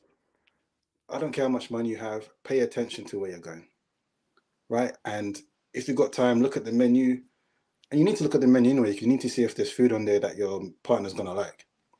Pay attention to prices and understand what it costs. You know, if you can't go there this weekend, you need to go there in a month or two. That's completely fine. You don't need to tell her that. But just choose somewhere else that's reasonable. To me, it's worse when you put yourself in a situation that you struggle. I mean, you know, when you hear about all these that can't pay the bills or someone has to wash the dishes, I don't know if that's true or not, but either way, you don't want to be in that situation where you're struggling to pay the bill and she now has to get out her money. Now, don't get me wrong. Some guys might say, I want her to do that, or I want her to at least offer. A lot of guys don't care. They will just take care of the bill. That's it, done. Why am I even trying to entertain that? Do I want her to treat me later on? Absolutely. Reciprocity. There you go. Every guy does. But in those moments, most men want to be men. Most men want to do what they need to do. It's just that when they're bamboozled like that, it speaks to a greater character. And this is one of the things I was going to mention, even with the whole point of today. It speaks to the greater character that you now have to question, okay, if this is how you are with this, how are you going to be with other things? Again, some people might say this is a minor, but trust me, in relationship counseling, these are the things that people look upon. These are the red flags that people miss. If something this minuscule equates to this reaction, how are you going to be when something major happens, when there's a major disagreement? And we're human beings, right? Any of us can fly off the handle, but I agree with Koja saying about men being emotionally regulated. But ladies, when a man is even emotionally regulated, don't take the mic. Don't take him for a ride. Some people are saying scammer. Now I'm going to say, guys, be careful who you're choosing. Don't lead with money. So again, do not lead with money. Don't think you can just go and throw your money, because trust me, some women will put you to the test. I was at a party, right, last year, and there was a lady there who flies to Dubai and etc. I don't know what she gets up to. I have no idea. But when she goes to Dubai, she talks about going to these clubs, and you got these Arab men just giving her £1,000, just giving her bottles. And she said because of that, she no longer wants to date a black man. And she's black herself. Because of the money. Yeah. There you go. She says, black man cannot afford this lifestyle. Black men do not treat you like this. I do not care. And she's had plastic surgery. She's making herself look a certain way because she says the European look is what these men want. So I'm going to look that way to get more. And she's a good looking woman. So there's going to be lots of guys who will say, I want you. The problem is her expectation is not only is he to do that, but every single month he is to give her £2,000 just because. This is where, as a guy, you have to understand, and this is why I agree. This lady, she stated this is what she wants. Can you afford a lifestyle? If you can't, keep it moving. Keep it moving. And do you know what? I'm going to even say this. If she's got children, you need to think about, if we get married, if we're together, can I afford everyone? Do I even want to pay for everyone? If the answer is no, that's not within my comfortability, don't do it. Go your separate ways. But if you can, you want to take people under your roof and treat everyone like they're your children, that's your wife, then no problem. Go ahead. Yeah, I love that, man. And I think also what's key here is, and do you know, it's a conversation to have as well with other men in general, especially young men, especially. The power of being okay. So whenever we talk about pain, like for instance, we have an argument about pain on the first date, right? We have it in UK, we have it in US, right? You remember I said earlier when we spoke about motivating factors that motivate people. Okay. Now, from my experience, having paid for certain things, I have seen the shift in women. So let me give you an example. In Ghana, I had some female friends that I knew that had met when I was on a trip. And she invited me to her birthday, but I was well late because I had to do some other things. I told her I'm not going to come until late to the end.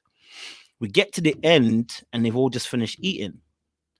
So I quietly went away to the register and I said to the cashier, and I said to the waiter or whatever, I said, how much is the bill? And she's like, it's such and such.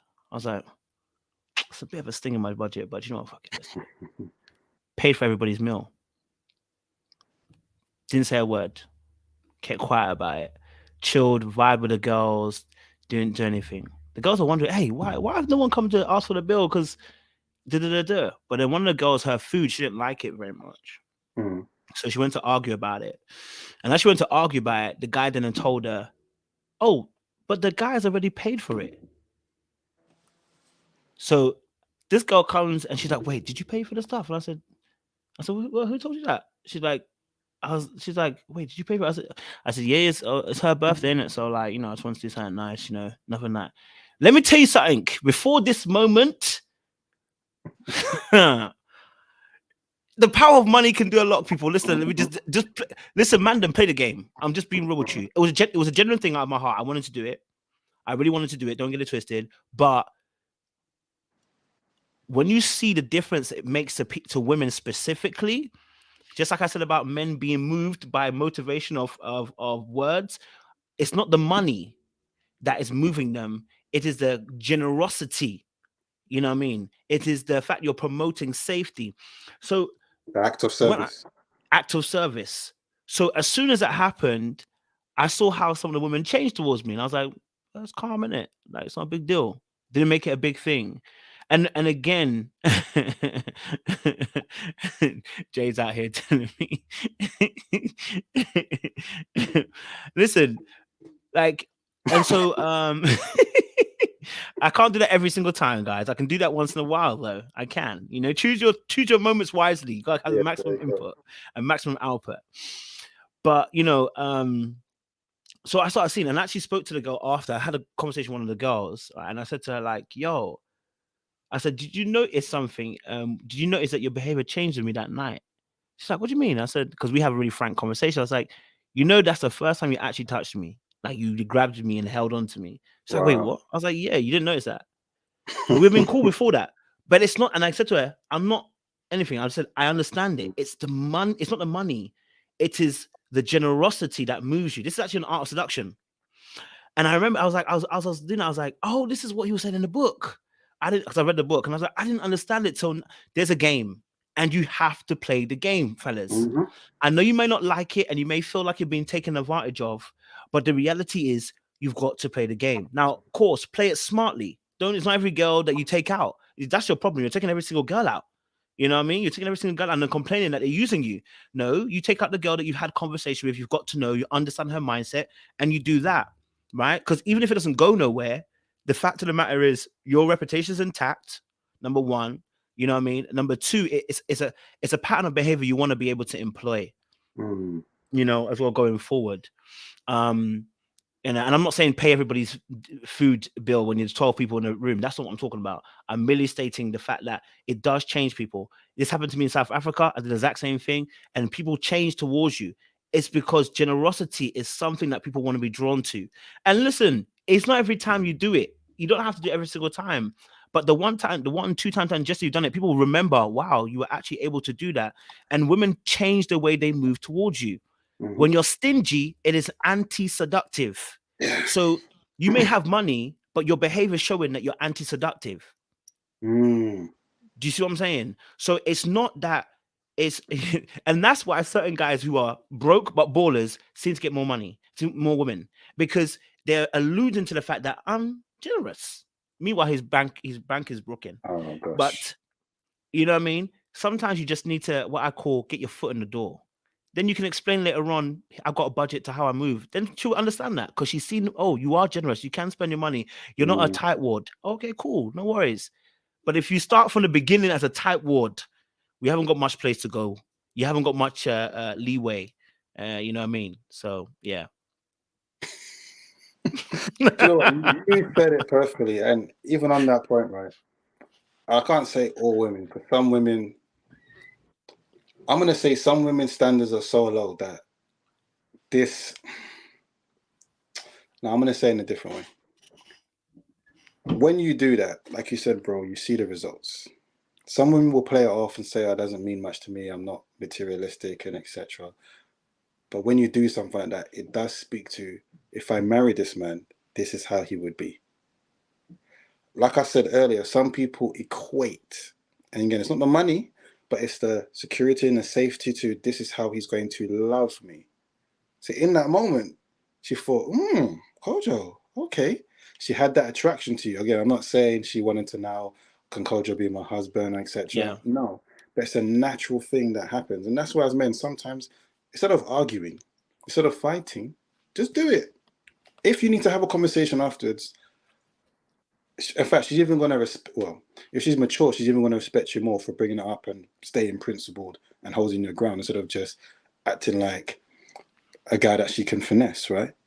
But ultimately, when the scenario happens, these are the things that she's paying attention to, because these are the things her friend's going to ask her. And if you fail the test, trust me, her friends are going to let her know, babe, he's not the one. So these are things to think about. I think, ladies, you can give, again, regardless of where your standards are when it comes to a man's financials, you can easily let us know how you feel on this. Because when it comes to a man taking you out and doing what he needs to do, these are the things you're thinking about. It's just a meal. It's just a meal. But it speaks so much. It speaks so much to the greater picture. Like I said, it speaks to a greater character. And it's true, it's these little intricacies that actually raise so much questions that some people don't realize. If they eliminated these questions, they'll be in such a better place. For example, like this man, if he just paid for them, he could have made the joke, but if he just paid for the meal, she wouldn't need to be out here asking a podcast for the whole world to now talk about and say, I need to know who this man is, and embarrass him. I mean, at this point, I'll be surprised if they're still together, because that's embarrassing. Yeah, because embarrassing. There's apps. Do you really call it a podcast to say that? Like, that's too much. You know, so it's the bigger picture. Look, we can all get things wrong.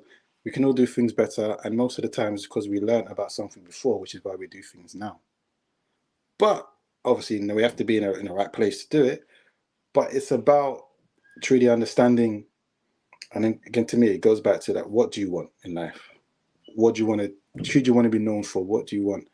Like, is this what legacy that you want to leave? Is this who you want to be known as? This child's looking up to you saying, this is what this man is. Your missus is saying, this is who you are. You're a guy. It's this, I don't know. Sometimes I feel like some people don't realize what it takes to actually create a happy situation. And it's these small things that actually cause so much problems. Yeah, drawing the conversation to a closure, I think you're absolutely right, bro. I think the key thing here, in these conversations is to really understand. Again, we're talking about principles here as well. We spoke earlier on about the men and how we're motivated. You know, the women might not tell you all the way, but I'm telling you now. But someone said it in there: stinginess, brokenness. I read that as well. Fam, it's a panty dryer. Okay, yeah. So I agree. And I'm not even mad at it. I'm not even mad at it, because that's what motivates it. And they're not saying, and again, I want men to understand, because there's a particular style of men I'm talking about, manosphere and red pill. I need them to understand this, because they're very linear and very logical and very literal. And you have to understand there's a dance that's being done, that's delicately done. When I said about, even when I pay for the stuff, I already knew the girls. We had spoken, we had talked, we had spoke for a few weeks. So they already knew me. So this is not a flex on new people that I don't know, and I'm going to flex, because in that regard, you might be setting a precedence that you might not want to do. But I'm saying in the sense of, as well, this is why you have conversations with people to know their mindset. Because if you're scared of being taken advantage of, you need to have a conversation with that person, right? And you need to observe how they move when you have a conversation with them. You know that you speak to somebody and they give you replies every 4 days, and then you're begging to take them out. Don't be complaining that women play men, because you got played by yourself. She's responding every 4 days. And you think when you asked to take her out, she said yes, and then you're complaining that she played you. What do you think is going to be the case? Read the signs. And a lot of we talk about women not reading the signs of men. I need men to start reading the signs, stop complaining and acting like a little kid as if they can't see what's going on right in front of them. You're begging this woman to take her out so many times, and then when she finally takes you out and she realizes your character's trash, you're complaining, saying these women don't respect men. No, you've got some issues. You don't respect yourself. You don't respect yourself. You need to actually pay attention. Yeah, because there are people that will take advantage of you, but some people are not doing that. They just don't like you, and that's okay.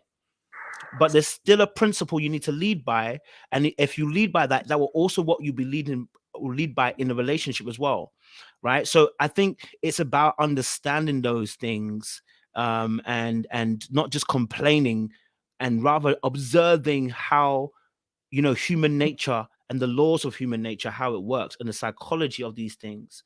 So yes, paying on the first date, I would say to every man, pay on it, pay it. If you're serious about the girl and you like her and you've had conversations with her, I would say pay it, simply because it sets a tone and a precedence. And if she really cares about you, you will see it later on, right? You'll see it. Because women don't oftentimes leave you spare like that. I mean, some women do, to be honest. Some women will say they're not paying at all for the 10th day. And if that's what kind of relationship you want, you now know, because she's going to say that to you. She's going to let you know.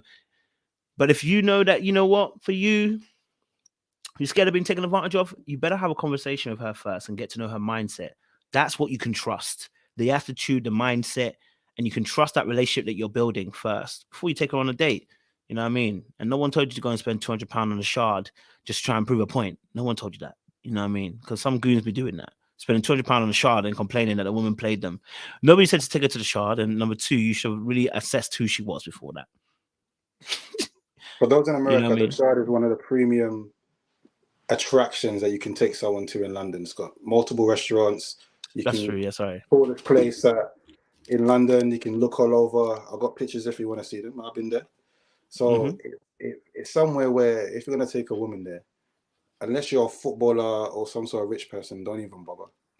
You shouldn't be doing those things. Yeah, because the expectation is too Your high. bill? Yeah, you're setting the bar way high. It's not a first date place.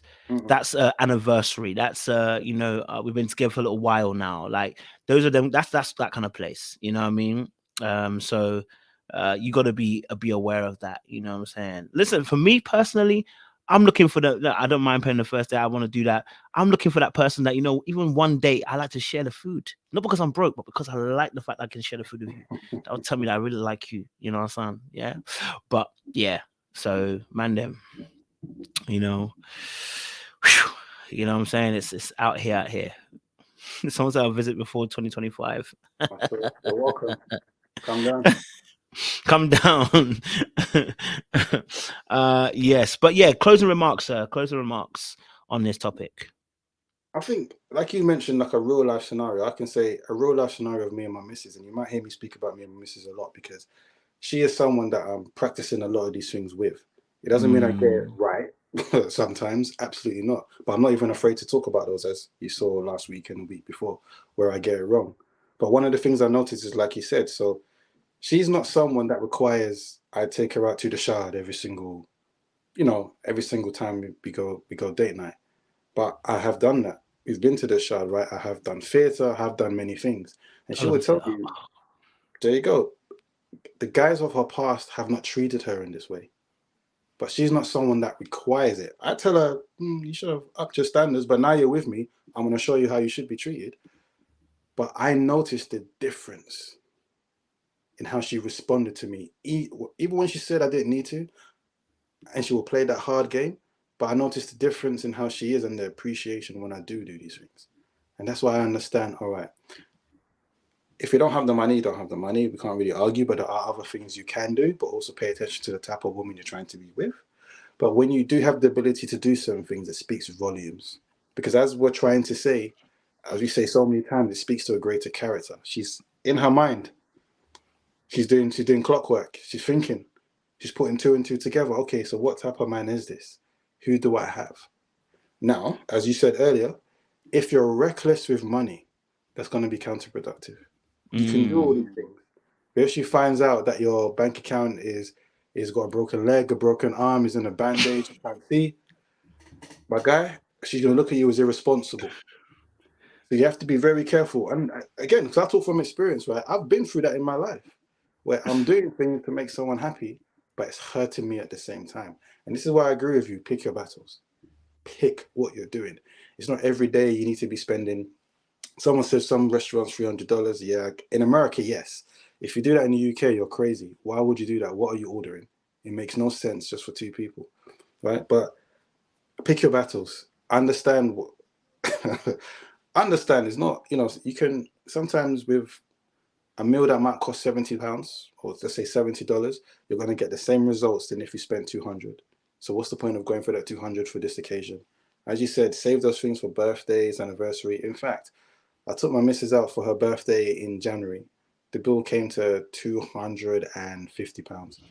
That's the most I've spent on a meal with me and with anybody. Well, But, yeah, separate, yeah. But I was happy to do it. That's my missus. She deserves it. Like, we really enjoy it. If you want to see pictures, I send you pictures as well. But you can even see it on my Instagram, actually. You can see on my Insta, there's a video of there that I've pinned of me and my missus. Well, she likes to take, Instagram things of the food, so you can see it there. But to me, yes, I could afford it. But I said to myself, this is what she deserves. And I see the response. So I understand what type of person she sees me as. I even ask her these questions. How do you feel that I do these things? And she loves it. But she loves it from the point of view where it's not an expectation, but she appreciates the bonus of it. And that's because with me, I chose the right woman. I've been with a woman who would have seen these things as an expectation. And if I wasn't doing these things, she would have been a headache. I'm lucky I don't have gray hairs, because that's not a situation a man needs to be in. But the person I have chosen is not like that. So that's why I love her so much. I say, this person's going to be my wife.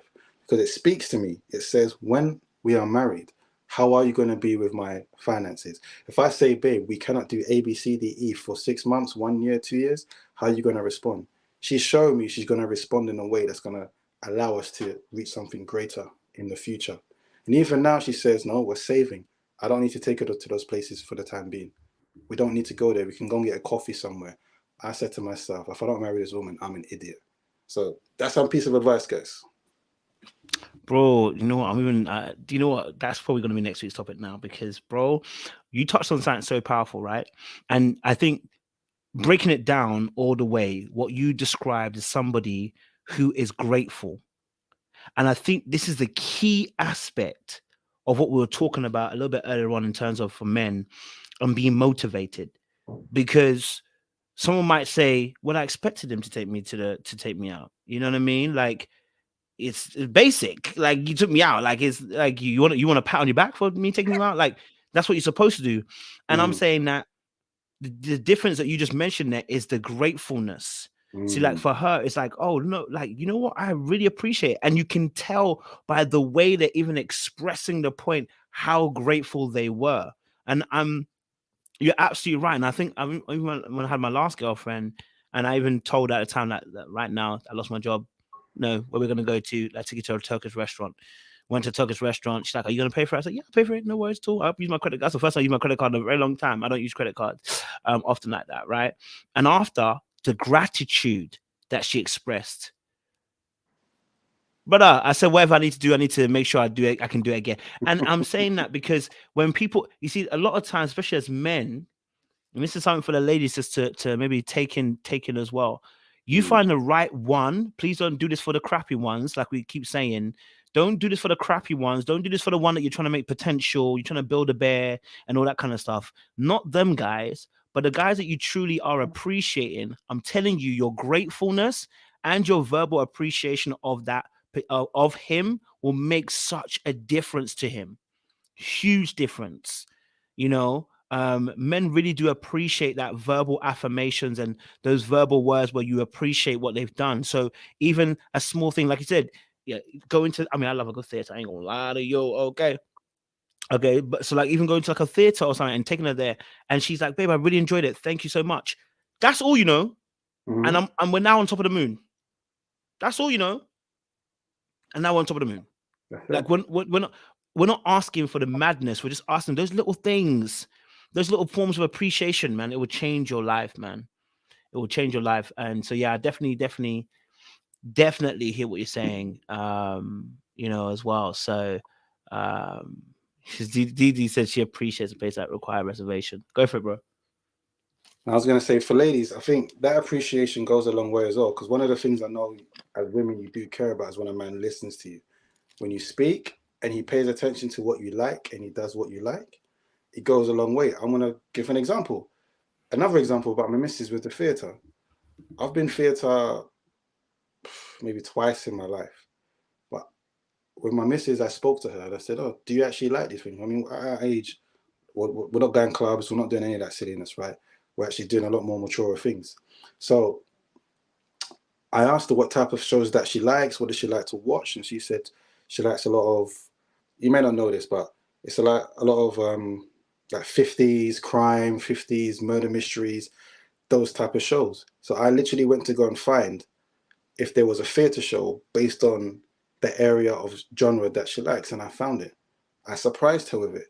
And again, you can see the appreciation that, wow, this man actually listened to me. He actually cares. And this is why, but I did it actually because I knew she would appreciate it. I did it because I know the response that she's giving me is making me want to do these things more. And this is why I say when it came to her birthday, that wasn't the only thing that I did. The night before, I took her for dinner cruise across the Thames. If people don't know what the Thames are, is imagine a river in the US. It's got all different types of, Wall Street type of buildings, big high rises, etc. We did that. That came to quite a bit of money. And then on the third day, we actually did something as well. But I did those things because she is an appreciative woman, the most appreciative I've ever had in my life, and she doesn't demand anything, etc. So this is advice to men, from the types of women that we choose, and advice to women. And if you want to get the best from your guy, if you want him to treat you the way you need to, and you've picked the right guy, because you're not just going to be automatic, after you've communicated and he does, show your appreciation. I guarantee you he will do so much more. Listen, if you want to get married, this is the best piece of advice you can receive. Bro, do you know what? I'm going to even ask you a question for you personally. What made you... Okay, so before you did it, because someone has to initiate first. So what made you want to do all that in the first place? So before you did the first ever one that was kind of nice, and then what made you want to do that in the first place? She's always been an appreciative woman, to be honest with you. I felt, okay, so we was together 12 years ago anyway. And at those times, I can't really remember the relationship, but she says to me, of course, I wasn't the man I was today. I wasn't in the man and all that stuff. Do you know what I mean? So I can't remember anything. But I said, in the place where I am right now, I'm going to give her the best because she deserves it.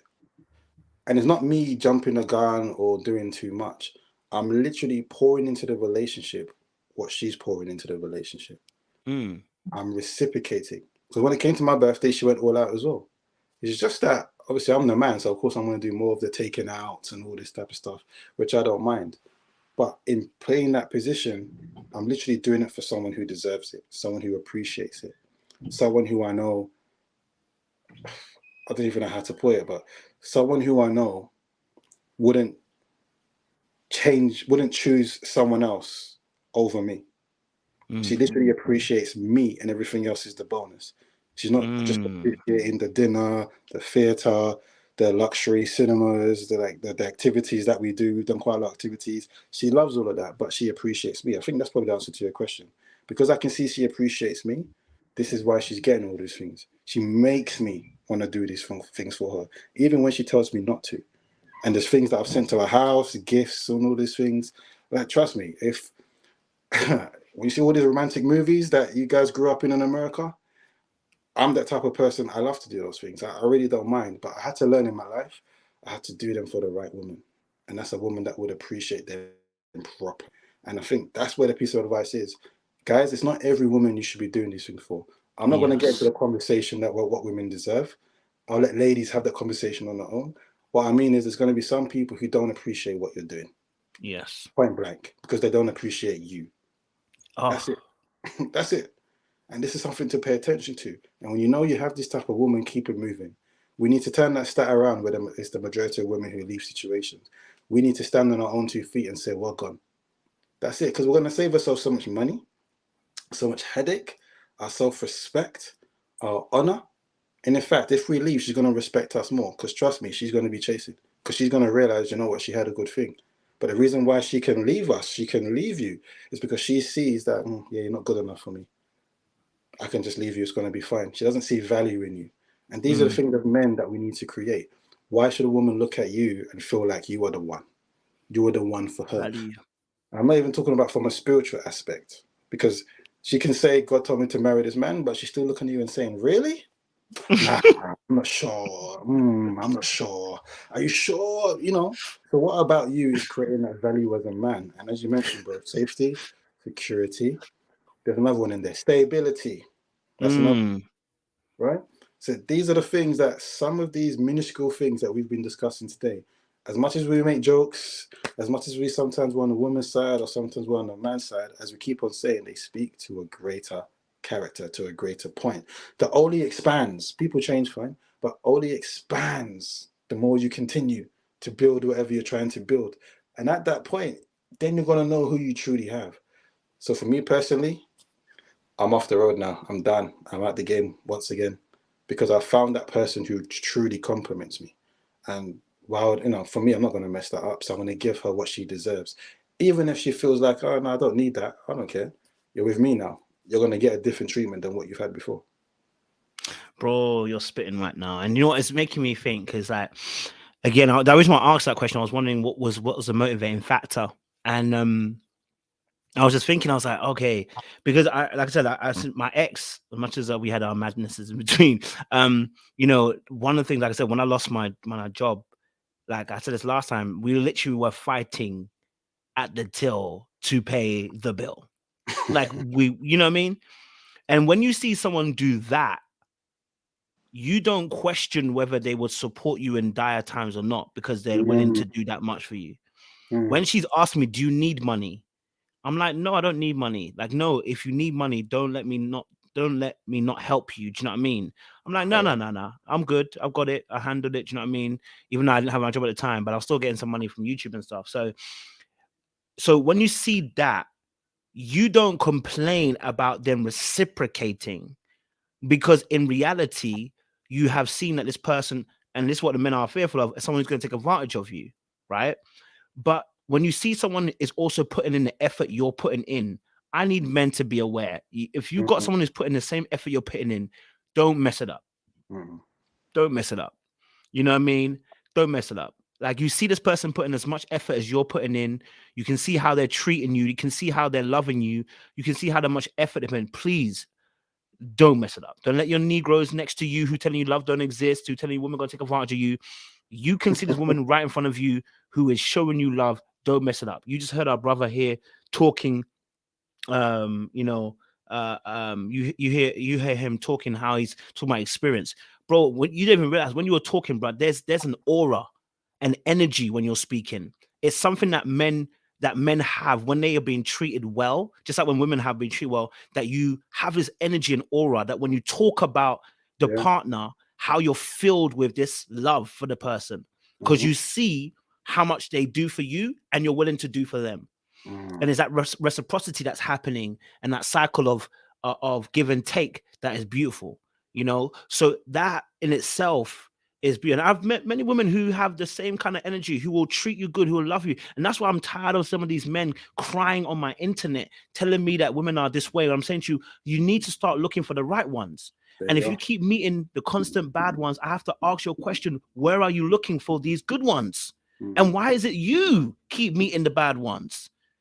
You know, there's beautiful and lovely women out there who are kind. I love kind people, especially kind people. Do you know what I mean? People that are very, very kind. I love those type of people, you know. When people have got a kind, kindred spirit, I love those kind of people, you know. So yeah, you know. Someone said, look outside Atlanta, find a country, man. All right, cool. Listen, I've kept a man that's been kept him too long. You know what I mean? Before I know it, his missus is calling me to tell me I should let him go. But listen, audience members, thank you so much for joining us in this conversation. Ladies, thank you for being respectful. Thank you for sharing your points of view.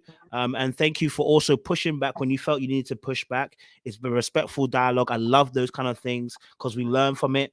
And we interchange ideas in that way. And you've helped me see things a little bit more rounded as well. And so I appreciate you for that. The gentlemen also who are there, who are in the chat, maybe haven't said anything. Don't be afraid of the ladies, okay? They're not going to bite, all right? Join in the conversation. I know men are in this chat, but they don't be saying nothing. So listen, join in the chat, get involved with the conversation. You know, this is how you show yourself. You know what I mean? then they will know you are there. You understand? Yeah. Closed mouths don't get fed, my brother. Okay. All right. But and Jay too, thank you for joining me this week. I know we'll be back for another good conversation next week. Again once more. But yeah, listen. Audience, don't do anything I wouldn't do. There's not much I wouldn't do, so be careful out there, okay? Man, them take your girls out to theater and that. You understand? We say? Now I said, let's go, man. Let's go. Listen, you already know we're not leaving here without a little something. I'm like, I'm leaving here with something. You know what I mean? I'm from around the way. I'm leaving with something.